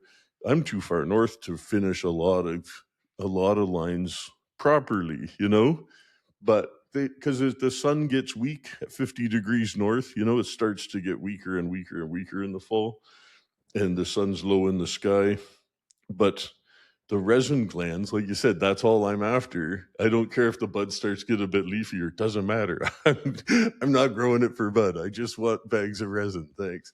And I'll squish that as needed if I want a jar, because I find it breaks down once you squished it more, unless you keep it in the fridge or something. So I keep the powder in the fridge or freezer, you know, and if I want to vacuum it to get out fine dust, I will. And if I want to do static, I just run it through a few bowls. You know, those collapsible silicone dog bowls. That's funny. You know, and I've looked at the charges of silicone, and you can have like aluminum particles in the silicone mix when you're putting it in the mold. And there's things you can do to adjust the charge. You can have positive or negative silicone bowls, actually, you know. But with the That's negative interesting. ones, the oil's negative, so it's not attracted to it. But everything else, all the fluff, the gland stalks and cystolithic hairs and plant bits, that's all positive, and it all sticks to the walls of the silicone. And it's like seconds to clean. If you take a sandwich bag of resin, pour it in a bowl, pour it out, everything coated in that bowl, you're going to get a few glands trapped in the fluff. But, you can wipe that stuff out, and it presses into like a crumbly blonde crap. But the other stuff that you've poured out just melts on your fingers. It's the Yeah, this is easiest interesting thing. because Yeah. this machine that I have, I still have it, this static machine. I did this, I tried to recreate basically Canada. It was a cold room, lowest, I had a dehumidifier in it, cold. I put this machine with this big screen, and I had two magnets, and I had a computer set up to it for the static, and then I had this cone. So the cone was charged, right? And Smart. so I could move it, and then I had this little gate, and the bud would bounce, and we could move it through, and that was like a 60 LPI, and then you could kind of reach, and I could rechange the screens, and I could run the sift back through it because it's cold, like you said, it bounced around. And I always said, look at like it was an immediate kind of reaction where like the heads would be in the cone and everything else would be, above the screen, and it was this positive, like kind of this charge that was happening. And the humidity was definitely, I noticed lower humidity for sure in the Helps. room was That like the way helps. to go. Yeah. But all the flan and all the stuff that I did in California was all sift. Like there was, I didn't even have a washroom. Oh, So cool, like cool. people like when they're like, oh, that was the best stuff ever, but they just assumed that it was like With water. water. Like, Yeah, yeah. yeah. And I kind They're of said always this. surprised. People are always surprised when they say, "Oh, bubbles made with water." I say, "Oh no, it can melt either way. You can make dry bubble, you can make wet bubble, but it's still bubble. If it bubbles, it's bubble. You know." Yeah, So and if it's people are like kind of concerned with like maybe say color, I always tell them it's like, well, you could like with the outdoor, we had with Cali Kosher, we did like papaya was all sift. And so I had them pull that like 6 days early from like the greenhouse or sun grown, and he hung it, and I said, hang it for 4 days and then freeze it and then give it to me. So I got it very fresh, and the way it was handled was similar to the same way that like 1,000 grams at a time. But then I brought that into my cold room, which was low humidity. So before I sifted it, I've got it at this point. I also built I built this other contraption that was like these big stainless steel milk jugs that would go inside a liquid nitrogen container where it didn't touch the flour, but it I could control the temperature. I had a thermometer inside my stainless steel milk jug, so where the bud was, beautiful. I knew exactly what temperature that was going to be out before I sifted it. And so this would be like very fast whole plant reaction. I did this with live material too that was frozen, and I always felt like it was and I feel like there's a big push for this now. I feel like there's the pros and cons. So I kind of I understand where some, it's the saying of wash your fruit before you eat it can play into the outdoor, right? And so when you have outdoor flower and you got resin, there's always that pre-soak I always did, which is like fill it up lower, let it soak for a few minutes, and then drain it, get the dirt off, if you will, before you wash. There's a couple tricks with that, but you could do this with the post sift as well, like with distilled cold water. I've seen that tech, so you can do a quick rinse. But like, I tell everyone, I was like, water is a solvent, it's a universal solvent. It will leach into the heads, and where the head breaks off at the stalk, there's this little vulnerability spot. There's a little The hole belly right button. there, The the belly belly button. button, right? And so that belly button has got a little jelly, like a jelly donut, and there's a time period for that in water because it's going to break down. And when you said the flavor, the smell, yeah, some of that's coming from, there's probably about 30-40% of like the terpenoids, flavonoids within the plant material itself, right? But once you have the resin below your grade and it's sitting in the water, let's say, if you were able to get the resin off the plant and off and get the water off and then into, a freeze dryer or even air dry it, the faster you can get the water away from the resin glands, the better. And the longer it's in water, the worse it is. And so that's, one thing that we've kind of learned. And when we're dealing with production, like in Florida, we've changed the production to just a first wash 90U. And I think last month we put, 22,000 grams out of 22 kilos of first wash 90U, because we're realizing that like, getting in and That out of was only water. in Florida too. That wasn't Yeah, that nationwide. was That was just in just Florida. Florida. So we switched that and then did like a tighter micron filtration. And so like now we're kind of moving everything to this, because the stuff you're wanting to smoke, you need it to be the least exposure to the water for the highest terpene preservation. So Blue River may have started as a terpene company. We haven't really changed the mission. We're still after the highest terpenes. It's just how do we keep it? And so I do agree with you. If you're in a controlled, it depends on where you are in the world, but having a controlled light supplement, greenhouse, living soil, biomass of where you can control the harvest, the procedures, how much is in a bag, the drying, the humidity. It's a lot more control points doing it the dry sift way. Yeah. But is it attainable? 100%. And if you're a wizard like you, with a little couple bowls, you got six You know, star. I don't dry shift in Thailand, you know what I mean? It's just so hot and humid there. And where our farm is a 4-hour drive north of Bangkok, and it's still in the flatlands. But if you leave Bangkok and it's like 39 degrees Celsius, when we get to the farm, it'll be like 42, and you're like, oh, I didn't think it could get any hotter. It's 100% humidity. You're just dying. But there it's been, they had allowed flowers, but not concentrates. But then people, of course, said, well, it's no solvents, so it's mechanical separation. It's still just the natural plant, just a smaller Yeah. part of it.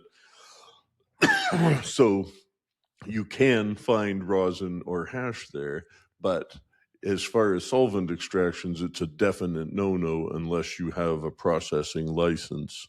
So it's and they weren't giving those out to really anybody but hospitals and military places and stuff. But yeah, it's just different everywhere. They're shifting the goalposts. Yeah, no on wonder there. I got a lot of interesting DMs of people asking from Thailand, and somebody was asking how to infuse the sift rosin or sift, sorry, the sift into the carrier oil.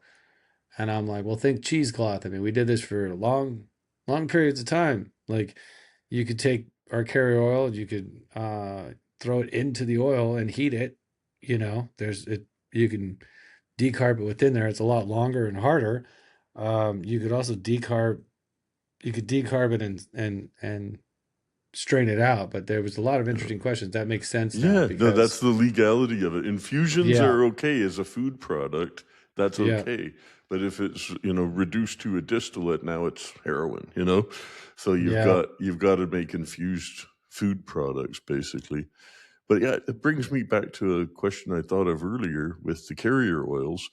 One guy an old friend I worked with, Gary, he'd told me that he believed hemp seed oil was the best carrier because it has the highest amount of arachidonic acid, which he said helps carry it through the blood-brain barrier. What are your thoughts on that? I think there's a lot of validity there. To get that on scale, uh, tested, right? To meet the COA testing, that's something we're definitely exploring. So Mm. you got to have the right source, and you got to make sure that when we're talking about testing, it's not cannabis testing COAs. These are like labs that test like parts per billion of every pesticide, every heavy metal. Like it's the same categories, Mhm. it's just different in a food safety. But Different standards. Yeah. I think we started playing with like the black truffle oil with the olive oil with the carrier oil. Like on our blog, there's a blog on the site, and there's like 10 blogs I did, and it's kind of letting people understand that like I created this ampersand product to kind of explore non-THC, and there's a list of compatible oils, right? There's you can do ginger, turmeric. There's a list of different oil based, fat based, and so certainly hemp oil, certainly using that as a carrier and in combination of what we're doing would not be off the table. So we just have that base. So let's say you had that and you said, hey, I want to do this combination. You use half of our oil and half of the hemp oil. And so you would actually have the best of both worlds. So there's nothing, I would say it probably would enhance it. Just make sure you source it from a third party tested. Um, and for us, it gets a little tricky today in the United States with when you're trying to do like FDA registered facilities, because we get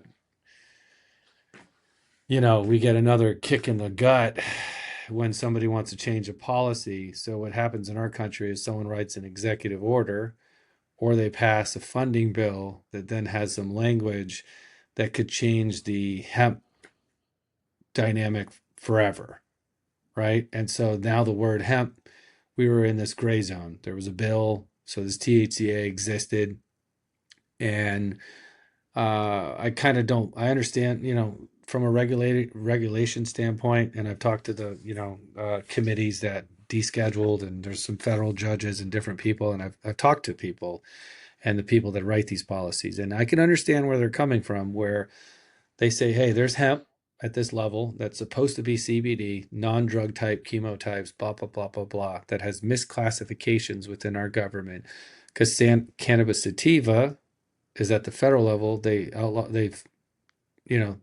It's considered cannabis sativa. Well, you and I, cannabis sativa, the vernacular of that being a long, narrow leaf, non-drug type cultivar, is like, okay, it's illegal to have hemp, but is it? So then they called it marijuana with different spellings. They did this intentionally to kind of put this whole grouping around multiple species and chemotypes, which created a lot of confusion early on with the laws and the international treaties. Ultimately, they have to unravel this. They have to say, okay, here's hemp, non-drug type cultivars that are in the hemp category, right? Forget cannabis sativa, indica, and all this stuff. It's just this chemotype, non-drug type cultivar, CBD, doesn't require the THCA. And because the THCA, as we know, turns Delta 9. So there's this loophole, and everybody's selling THC, basically, and then they're decarbing it. And they're using that hemp sector to go to gas stations, online, multi-billion-dollar industry. And so what the regulators saying, hey, for us to even get to Schedule 3, to get it decriminalized, we have to classify the hierarchy. So this is hemp, CBD, non-drug type cultivar. Then there's drug type cultivars that fall within the medical and the recreational that has state rights. And then there's federal recognition of, let's say, Schedule 3, which could be synthetic or it could be plant-based. But they actually have federal licenses in the United States right now to cultivate. DEA licenses that you could actually get. And there are people that have that can only also work with other federal FDA facilities. The laws aren't there yet. So they got a judge, they got committees, they got the DEA, they got the FDA, they got different sectors, if you will, that will oversee and help this classification. And once all of those classifications get done and they take 280E out of it, they reschedule it to a 3. Once those classifications are set up in the different ways, then we could talk about, decriminalization. But like, to decriminalize it right now without any of those divisions set up is what's causing the problem. It's there, it's coming, but everything, as with politics, it all gets delayed. It's just political moves. Hey, I wrote this, I did an executive order, I'm going to do this. Now they're going to say, hey, there's no more THCA in hemp by November 1st. All these states option in to like kill it now, and now the government says, oh, well, we might delay this. Well, they're going to delay it to the next president because nobody wants to touch this potato. And to kick the can, yeah, that's it. Yeah, because like Trump maybe said he wanted to do it, but then you speak out, and then all these other organizations come to you, and you're like, well, maybe I don't want to do it. I talked about it. I wrote some executive order about it, but doesn't mean anything actually has to get done. Right. So he's expressed his intention, but that doesn't mean it's actually going to happen. Right. It's political. Yeah. Craziness. But if you look at Canada at the same time, I also don't feel like that's necessarily the way either, because from what I understand it, now from a federal level, you really have like 1 or 2 distribution points for the whole country, and the federal government is getting cents on every milligram, and there's really like their buddies distributing everything. If that's how I see it. It's like the government's here, it's federally legal, but the feds are going to get their money on everything. And there's, by the way, there's one guy that distributes everything. They're a lousy partner. You know, And they get all the the higher you money, do go, none of the work, the motherfuckers. Yeah. I yeah, and the mean, higher you I go with THC, the more they tax you. yeah. Oh, it's crazy. The But it even the is federally seeds. legal.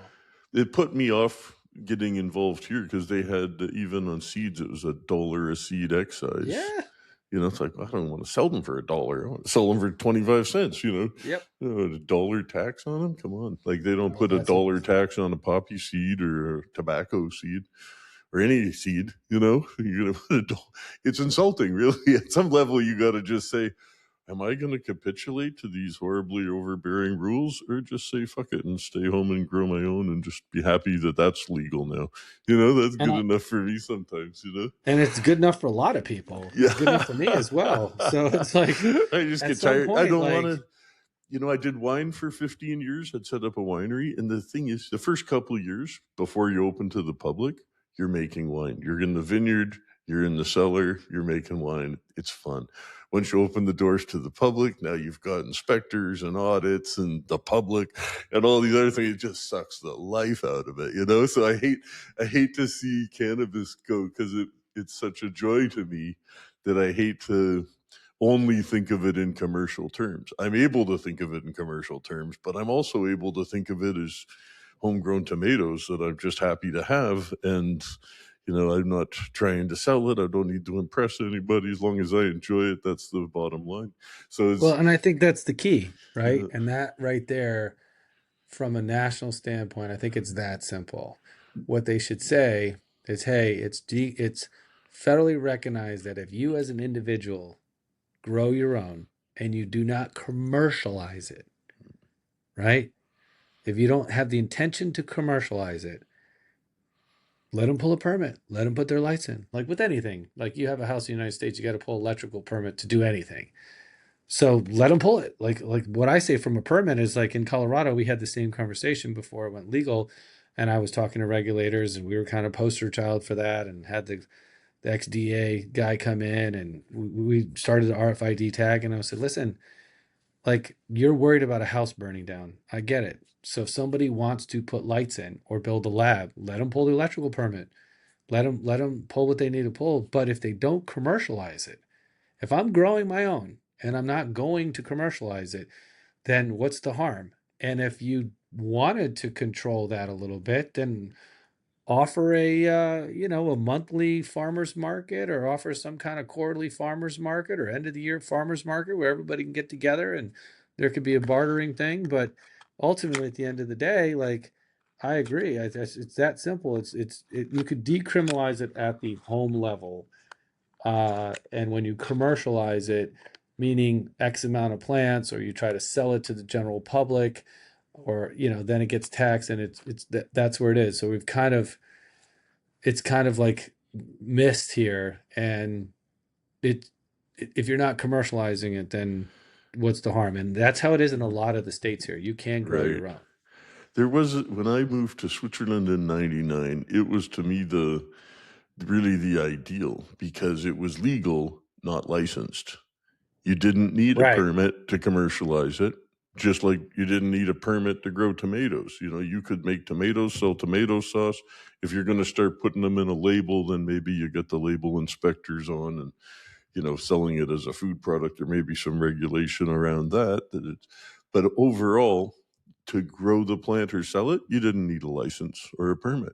It doesn't matter whether you were growing personal or commercial. They let the public decide. And I think there is kind of a buyer's beware situation there where you say, oh, I only want boy in the bubble grade that's been third party tested, and I buy it at the pharmacy. And I had no problem with that. You go get it. But if you just want to buy it at the farmer's market from Rasta Bob, I don't care either. Like that's up to Yeah. you. That's It's your fine. choice. Yeah, that's Yeah. right. At the end of the day, people can choose which brands they trust and which have different standards. And obviously, you guys are going to maintain the highest possible standards.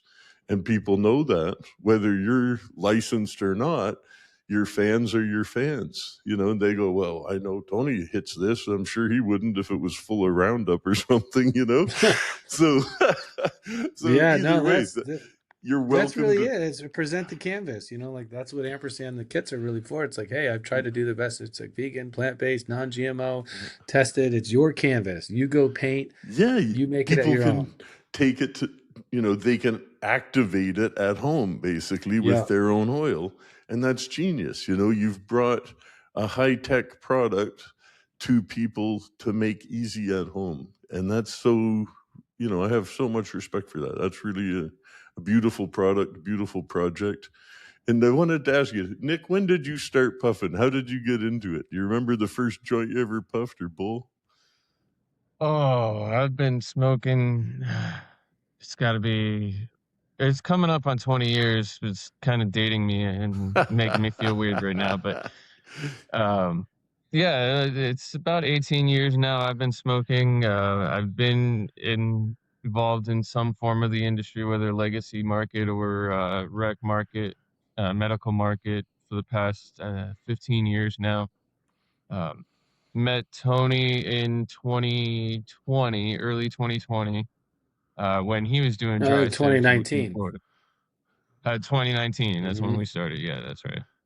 Um, when I was working in I the brought lab that in machine Florida to as you. I just a brought the machine lowly to tech, Florida. making minimum wage, just kind of filling socks and filling bags of hash. Um, Cool. and within a year or two, I came to run that lab, and then since then, Tony's pulled me over to the Blue River side of things. Okay, I've done pretty well with the Florida lab. Let's see what we could do with other labs Good around for you. the country and the world. But what was the first thing you puffed? When was the first time you puffed? I'm sure it was probably a gas station bowl in my neighbor's minivan just after school or something. It was Cool. just probably some local kush out of South Florida. Right on. How about you, Tony? Do you remember the first time you puffed? First time was in UK. I was 14. I was with some of my older brothers traveling from UK down to Italy, and we, won't forget that one. We landed. Um, my two stepbrothers were immediately on the hunt for weed. Right? They were just like, we got to find blah blah. I didn't even know what they were talking about. I was like, I was just walking around with them. I was like, oh, I was just like blown away by London. I was just like walking around. We found some guy that they did an exchange. We came back to the hotel and rolled it up. We were smoking it. Don't know what it was called. Just some street pot. And I remember smoking it and kind of passing it with them. And I don't think I was really inhaling too much, but they were like, "Hey, do you feel anything?" And they were both looking at me like, "I think he's all right." I was their younger brother. I was like, "Oh, I don't feel any different," And he's like, "We got to really inhale it and till you choke, until you really cough." And then so I was like, then I started coughing. Kind of, we were done with it, and I remember Nick was like, kind of like it was like a little roach or whatever, and he was like done hitting it, and I was just like looking at him. I don't know. It just kind of overcame. I just started laughing at him. I just thought they were just so funny, and they started beating me up because they were older than me. And they were like, stop laughing at us." And I couldn't stop laughing. I think I ended up having hiccups too. Oh no. And then they were like, "Dude, let's hit the streets." And I'll never forget I got a red slushy on, like, right after we smoked. I got a red slushy, and how that slushy tasted. It was like an icy slushy. It was like kind of a wet slushy, and it was like this like fruit punch cherry thing. And just drink, I was like, wow, this is the best slushy I've ever had in my life. When we ended up making it to Amsterdam, the very first thing, I remember that was hash. He ended up getting flour and he ended up getting hash. And this was like 19, before 96. It must have been, well, maybe it was like 95, 96.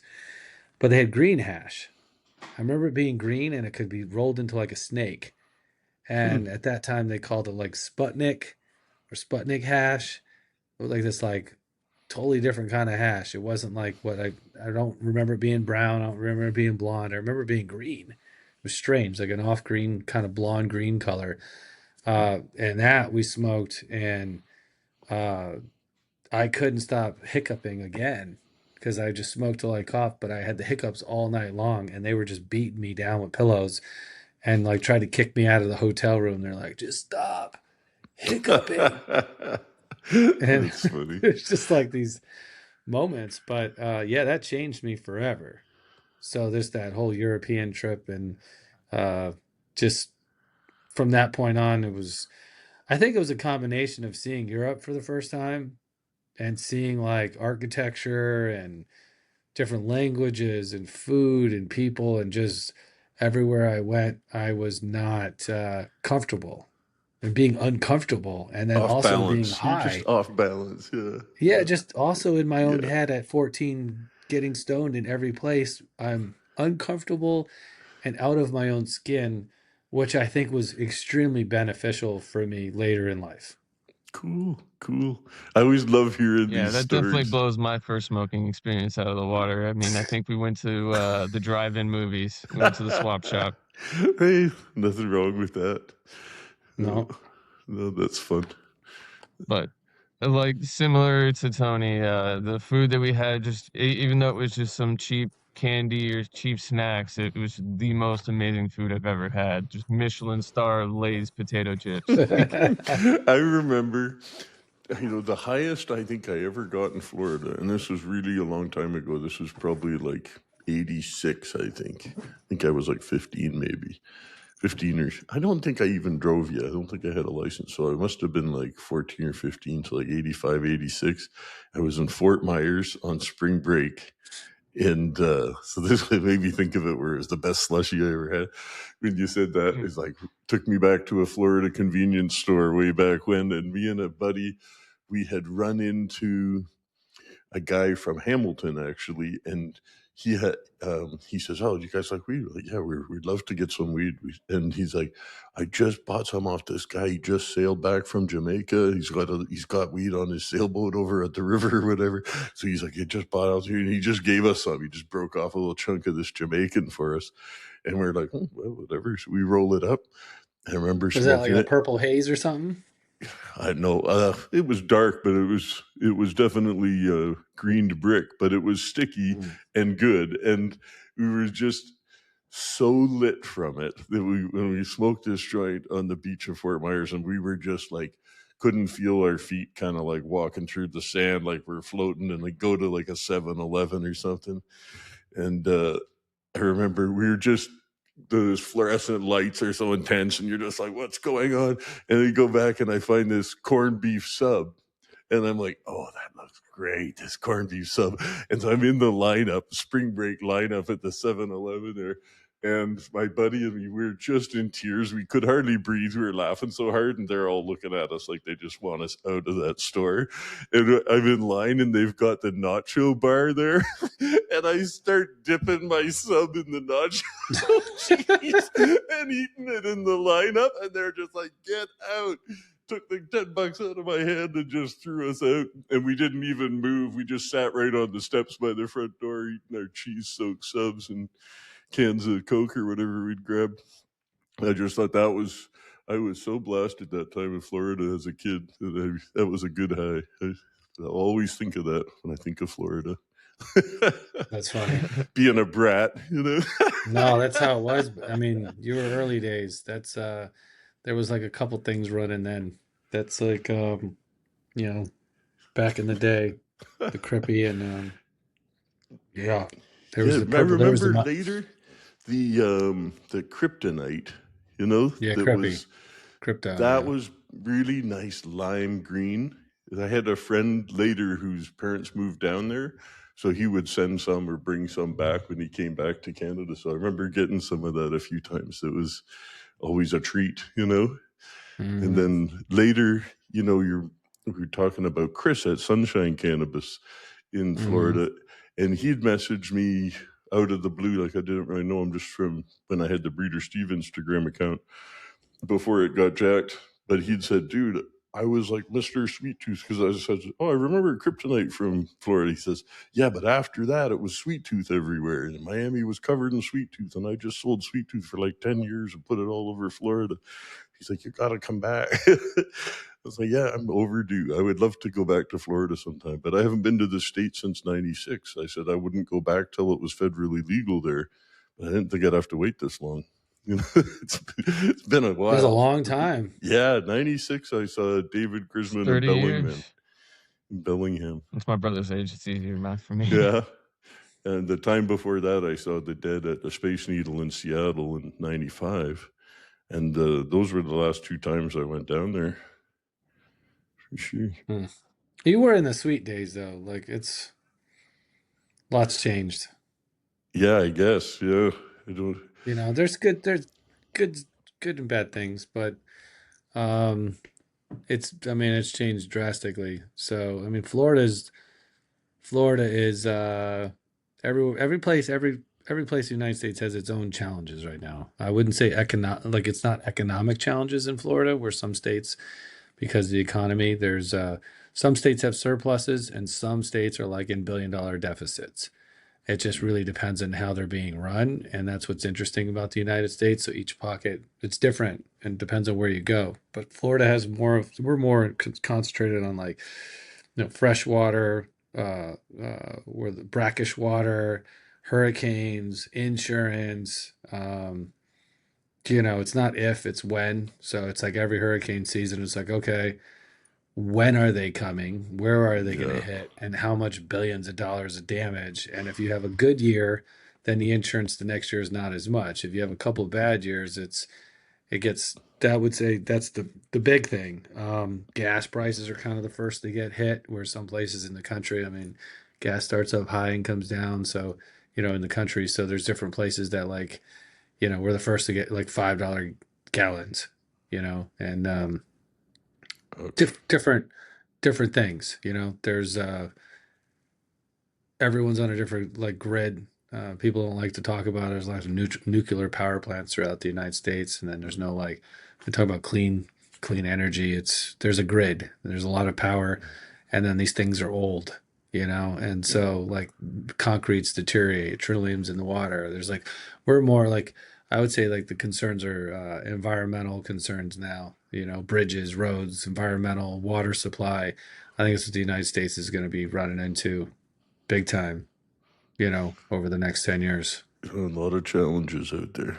But, Yeah. Florida's got its charms. That's why so many people stay, I guess, because despite all the hardships that are a given in Florida, like the hurricanes on, every year you're going to get hit. It's just to what degree, right? But people still live there because it does have its charms. I love the Yeah, it Keys. has while you're in below freezing, we're typically 70 degrees. Yeah, that's a So big there's plus. if you can look at the entire United States, it would be cold, and Yeah. that whole little You got Florida a area subtropical little shoe there. It's like- Yeah, no, it's beautiful. And I've been to Florida more than any other state probably, because when I was a kid, we used to go down there for spring breaks all the time. Yeah. So we went down a lot as a kid, and I think probably the last time I went was when I was 14 or 15. I don't think I've been back since, but that's one place I would miss. Well, I had an unplanned stopover there once coming back from Belize, and we had a flight from Belize to Toronto, and it made an unscheduled stop in Honduras, which was the other way. And then it made an unscheduled stop in Miami, and they made us all get off the plane and kept us in a boarding lounge. Thinking and then they took Doug's. Well, no, I had nothing with me, but I was like, I don't know what's going on. But they had dogs all over the plane and coming around to check there's us. somebody. Yeah, there's somebody they were interested in somebody. I don't know. Yeah, for sure. I was like 18 or 19 at the time, but I was definitely ahead at that point, but I wasn't packing anything, Yeah. But I was like, I wasn't planning on stopping here. Somebody on that plane had a couple suitcases full of something. Yeah, maybe. That was a weird day. Anyway, I look forward to coming back to Florida sometime. Yeah. Chris had invited me for the some pot cup they were having, like a Florida Cup or something, and he said that he'd rented a big super yacht in Miami and said, you can be VIP judge and stay on the boat for a week and come down. And I was like, man, that sounds awesome. He said, we'll even send the jet up for you. I was like, dude, that is really a gorgeous offer, but I don't go to the States. I'm sorry. I would love to, but man, that's a killer offer. But I wished I could have said yes. Yeah, Florida, I'd say, is probably actually it's medical only, and they keep trying for adult use, and it keeps getting shut down. It's not as progressive as other states, Right, right. But I don't Still a think red that state. really. Yeah, but you got to look at like it's decriminalized in Miami, so like there's you got to look at It doesn't really limit access. No, it I doesn't. wouldn't You're think not. they Yeah, never did. Like, I mean, I was as but high it'd as be a I shame to needed to not be every have you time I was there. back in the United Right. States because you're waiting on federal legalization, which I can tell you may not happen in my lifetime at Yeah, 48. no, I'm starting to give up on that. Yeah, I might have to It's come anyway. just well, that But was the right, other that was the other thing with the Ampersand thing. It's like, I told my team and my wife and brother in the company too, and they're like, "You want to do what?" I'm like, "Yeah, I want to sell these like kits to the general public, and I want everyone else to infuse their own because if we try to go through the every state and every yeah, operator and yeah, way every easier. it's like it takes those things take years Yeah, to get yeah, into to action versus how many DMs I would get. I stayed off of Instagram for a long time because I would just get nonstop DMs. Hey, how do I get your product in this state? How do I get your product in this state? Or like, hey, what's your menu? Hey, can you ship? I wish I could, yeah, I yeah, wish I could right. just make endless Pioca and infused ampersand and ship it to your door. Yeah, that'd Like be so simple, right? it'd be so much simpler, but Yeah, we can't. And so it's challenging. And there's just the regulations of what each box can have on it and the packaging and the symbols and like things change within the states and then you get everything like you said, you get everything going and like, All oh, the way down to the wording of do not drive or operate heavy machinery. yep. Oh, Like, you forgot that word. Got to start over another 4 weeks in different packaging, but everybody signed off on it. But the state changed it. Like that happened to me a lot in California, where we'd buy packaging, and everyone like, oh, your MOQ on packaging needs to be 10,000. Well, you buy 10,000 units, and then the next day you're like, well, all the things need to have these symbols. All that gets thrown away, or you put stickers on everything.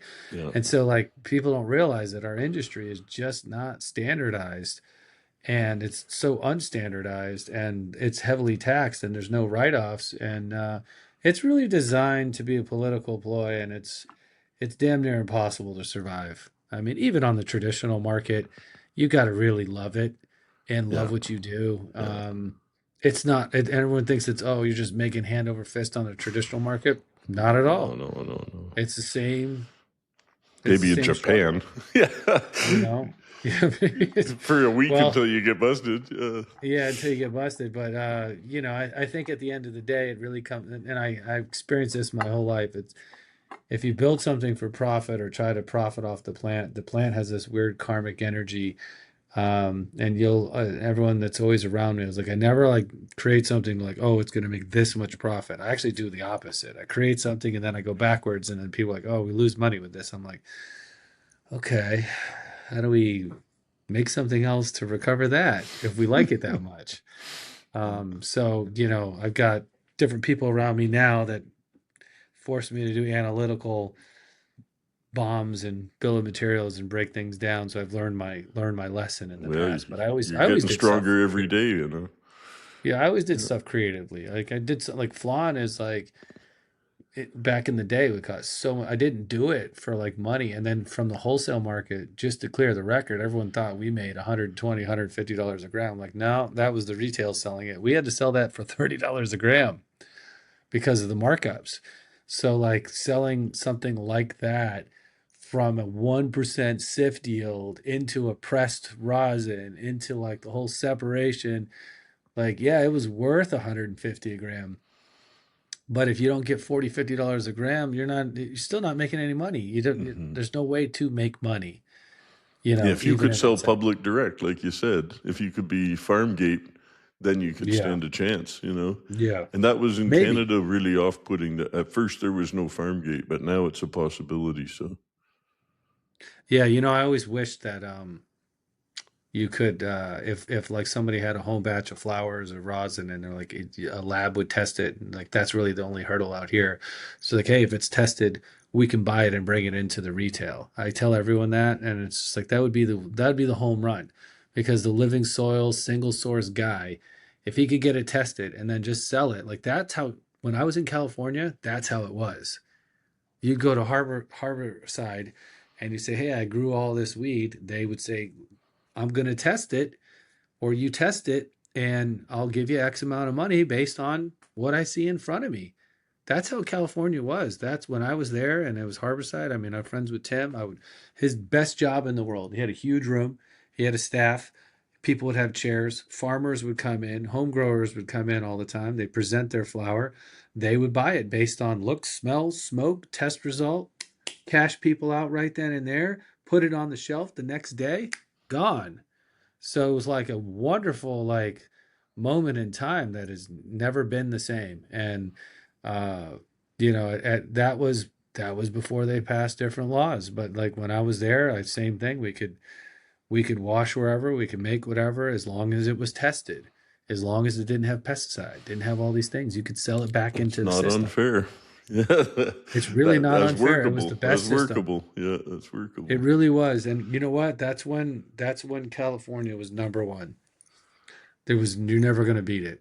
It was like a certain time period, that 2016, 2018, 2015, even before that, um, when it was caregiver and you could sell it back into the market, was incredible. And you had patient files and people would drive around with tons of weed.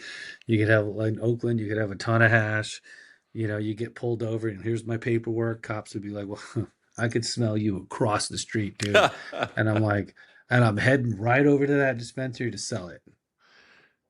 I'm not Perfect. selling it on your street. That's And that's what we would hilarious. say to them. And they would be like, I respect that. Go on in, you Yeah, know? cool. So that's really all it was about. It's like keeping it off the street. And it's just like there was a time and that model like really thrived, and it really created like heavy quality competition, and people got good money for their flour. And as soon as it got regulated, it's like overtaxed, and it's tough. Yeah, It's tough. impossible, really. I really looked into California and was just like, how could anybody make this work? Because I was looking at places for sale, both facilities and dispensaries, and just the dispensary license in the one place was like 200 grand a year for the municipal license. I was like, are you Yeah. joking? Like, that's They also crazy. make you pay taxes when you drive from each little city to city. It's the worst. That's so bad. It's really that. It's when I think when it's already hard enough to make it with a 25 or 30% tax burden as Right. individuals and businesses, let alone if the government says you have no write-off. So now you're at a That's brutal. 70% tax write-off. You're 70% tax burden. All retails, same thing. They got to be a C corp. They have no tax write-offs. You have to be over 55% profit just to break even. And then therefore it forces the manufacturers and everyone to kind of squeeze this down. And even if and the only way to survive really is being vertical. If you're vertical, you have a chance, but you have to be vertical at a certain level and a certain scale. Mm. Otherwise, it's difficult. You could be vertical in small mom and pops in today's market and survive, but you got to be vertical and you got to be grow and manufacture, or you got to be grow, manufacture, and retail. You can't just be retail and you can't just be grow. It doesn't Mm-hmm. work.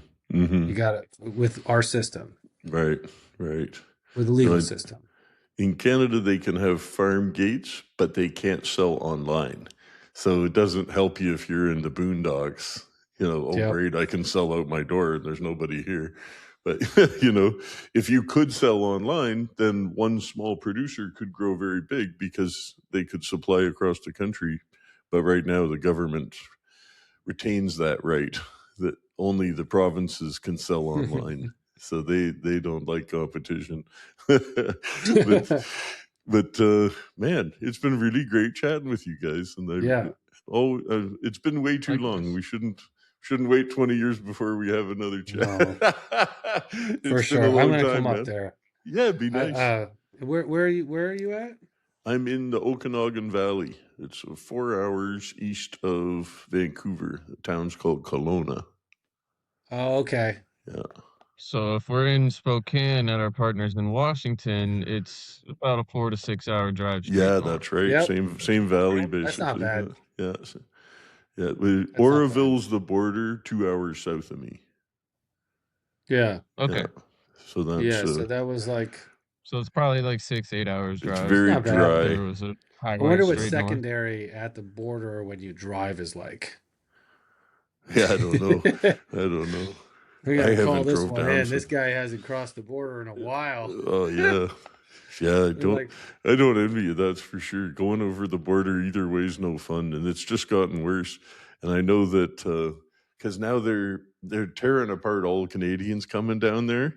So with the ICE, that they check oh yeah, the other everybody's way too. phones and check everything. And I had a friend come up to visit a few weeks ago, and he flew into Kelowna, and they held him for like 2.5 hours for questioning. And he's not even a cannabis guy; he was just coming to visit his girlfriend, who's a friend of mine, And They're he like, was like, what are you doing out here? "Yeah, well, he had like nice cameras with him and stuff." And Yeah. they're like, "Are you working?" Because he's in film, and they're like. He's like, no, I'm just bringing a nice camera because I have a nice camera and I like to take pictures. Like, do I need a permit to bring a camera? And then finally he said, yeah, I'm just going to see this girl. And they said, oh, well, why didn't you say that? And then they let him in.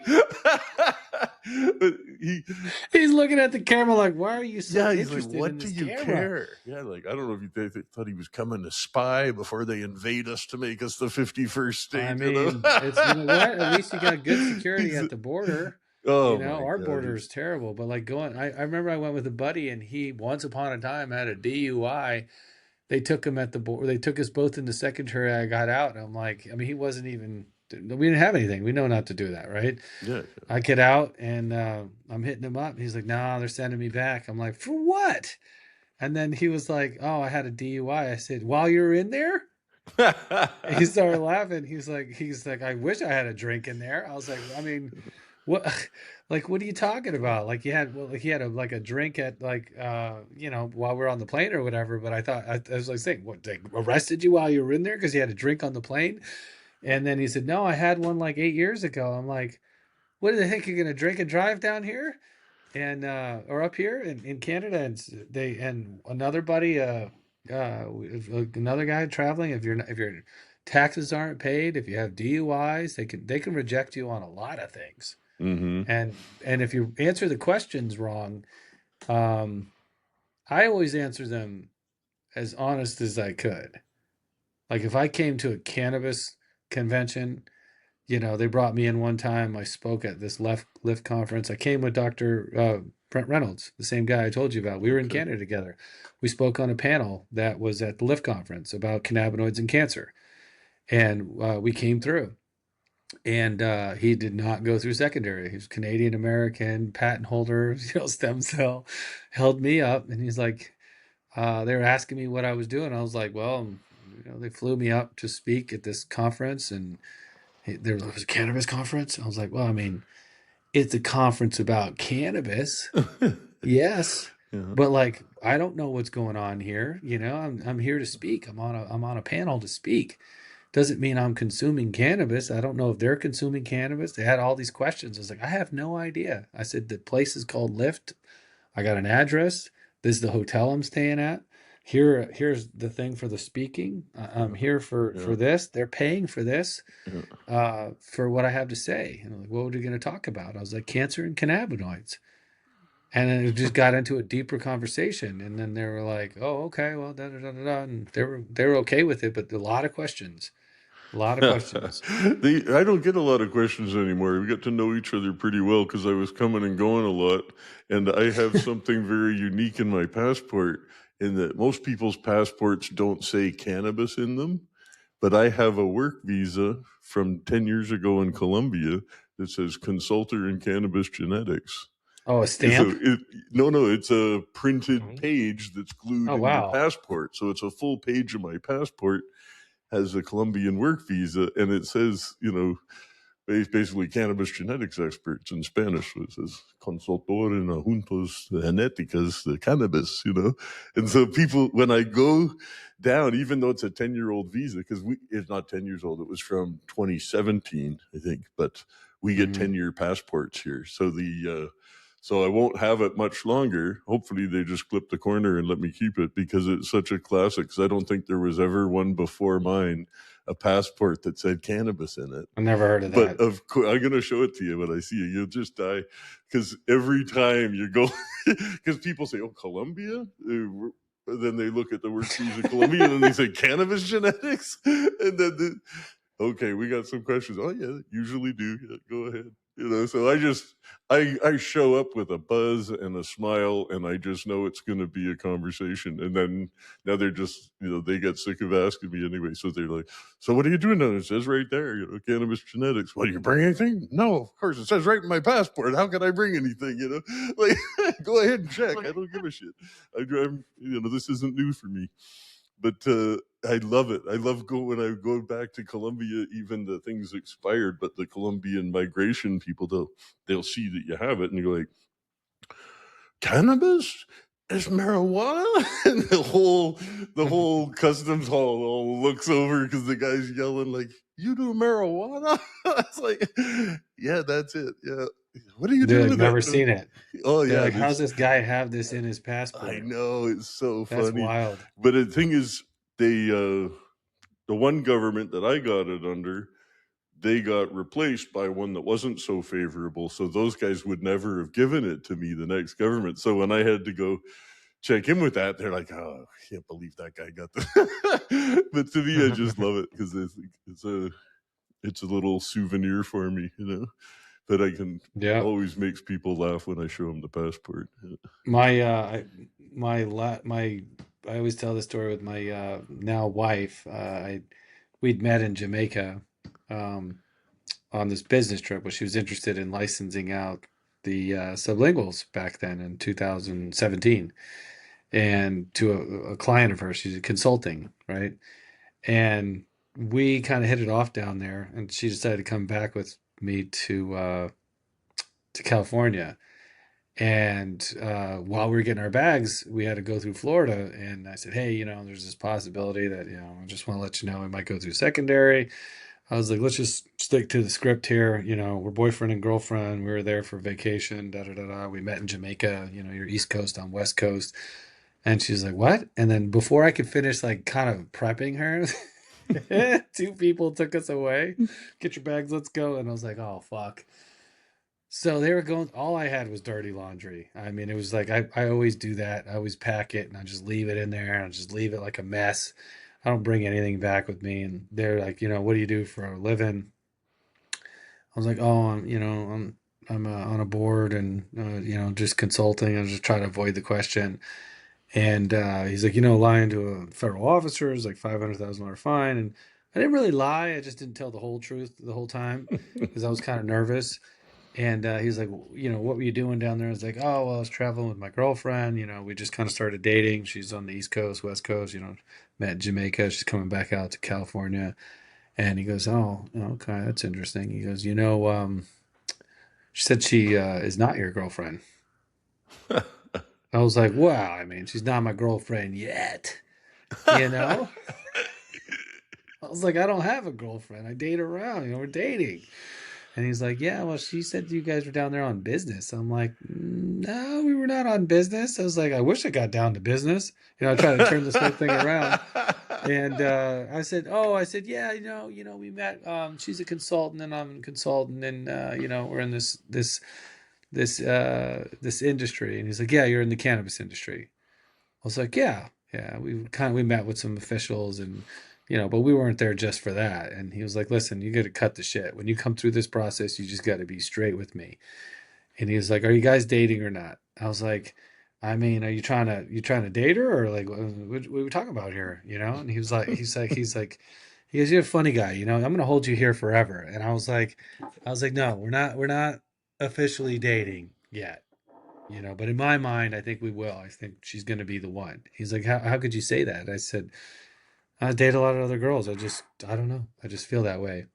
And so he ended up letting us go. And when I got out of there, I was like, "Why don't you stick to the script?" She was like, "Oh, I don't know. She's like, "I told him I don't even know you." I was like, "What?" True She's like, love. yeah, she was like, at first, she was like, "I told him I don't even know that guy. He was on the plane at the same time as me." It's And kind then of I was like, creepy.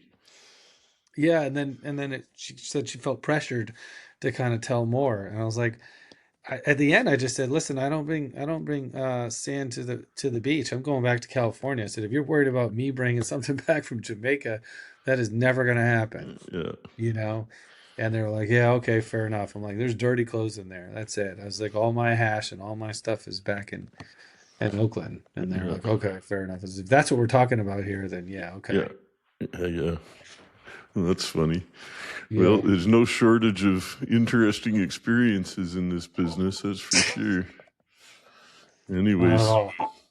I really appreciate you guys coming out today. I've kept Yeah, you on here quite a while, but it's really been a pleasure, you know.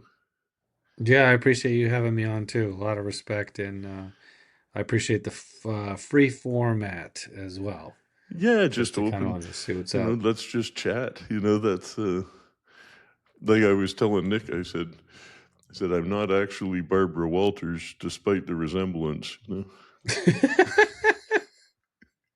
We just keep it chill, you know. So That's yeah, I funny. was super happy to hear from you guys about everything you're up to. It's super impressive. You guys are definitely tastemakers in the scene, and I love that, you know. And I appreciate that. there's nobody with more passion. You know, I you guys are appreciate killing that. it.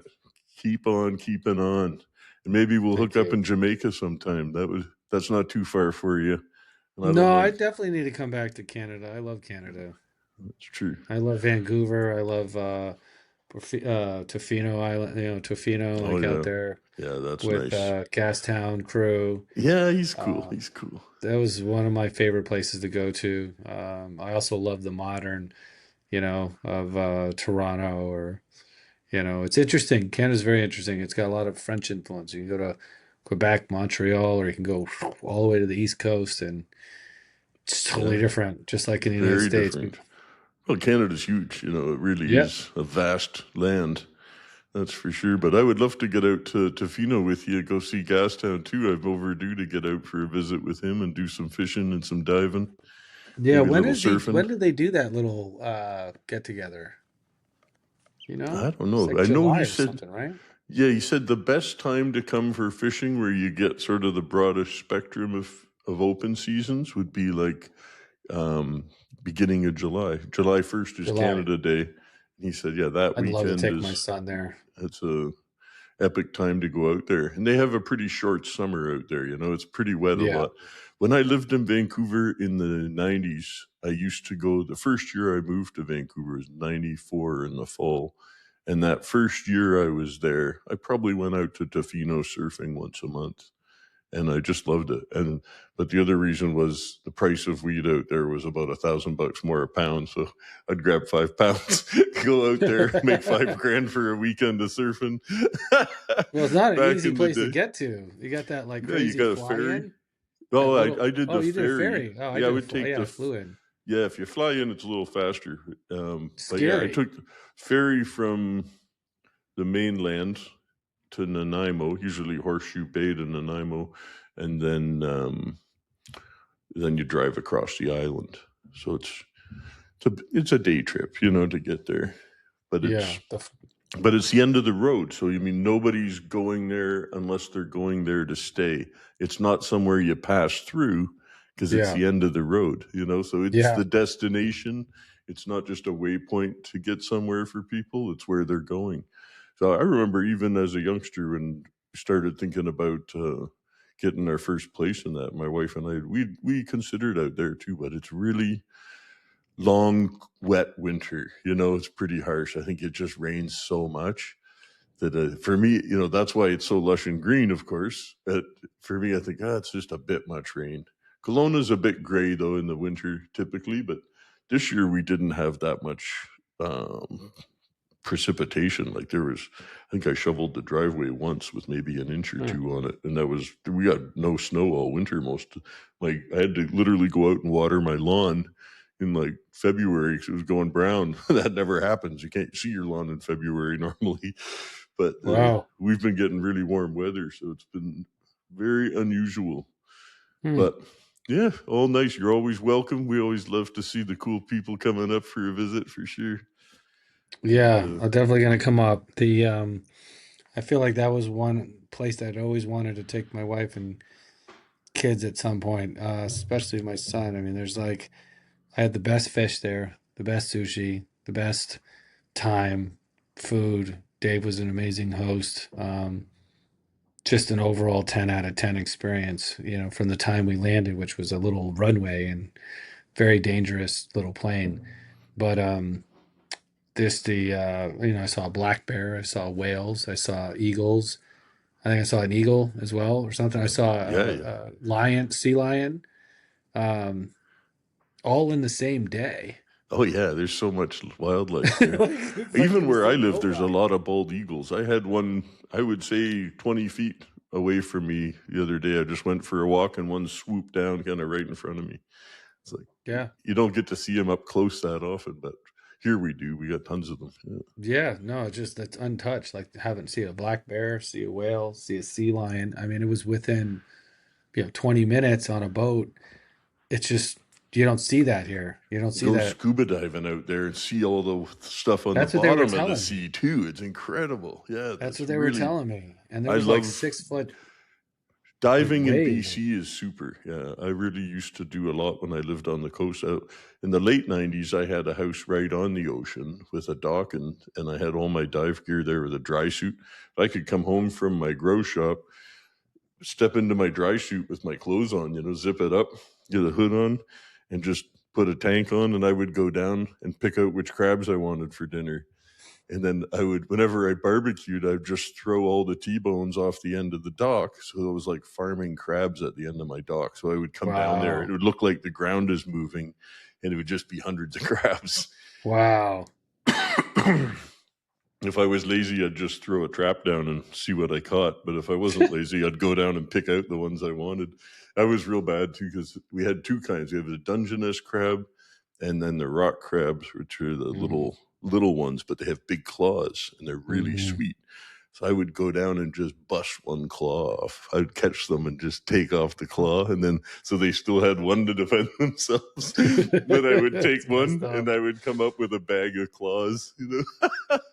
That's messed up. Yeah, I know. It was also very tasty. It's pretty cool to hear that your upbringing on the almost opposite corner of the continent from me. It's pretty similar. I mean, I grew up diving and fishing, but off of the coast of Florida. Sure. The fish were different. The crabs were definitely different. Different stuff, but same idea. And now it's oysters here where I'm at on the Gulf side of things. Oh, yeah. Oysters are big up here, too. I knew an oyster farmer, actually, over in Tofino, and he would bring in a sack of oysters to trade me for an ounce once in a while. So, I love oysters. I love doing I could just sit down and eat, unlimited. I love oysters. There's so many out there. My God, I'd have them in the Gulf those onion season bags. Just kicked off, so it's perfect time right now. Like, they're this big and so sweet right now. Yeah, oysters are great. I was one time. Now I'm getting hungry. I skipped lunch. Yeah. But well, you guys, we'll do it again sometime. It was super fun catching up, though. And thanks again. It was great to have you, Nick. I'm glad you joined us. Likewise, thank you. And I apologize about last week. I'm sorry the scheduling got confused and mixed up. So. Gracias. All right. Have a great afternoon, guys. All right, you too. Thanks for having us. Thanks, you as well. See you soon. Bye. Bye.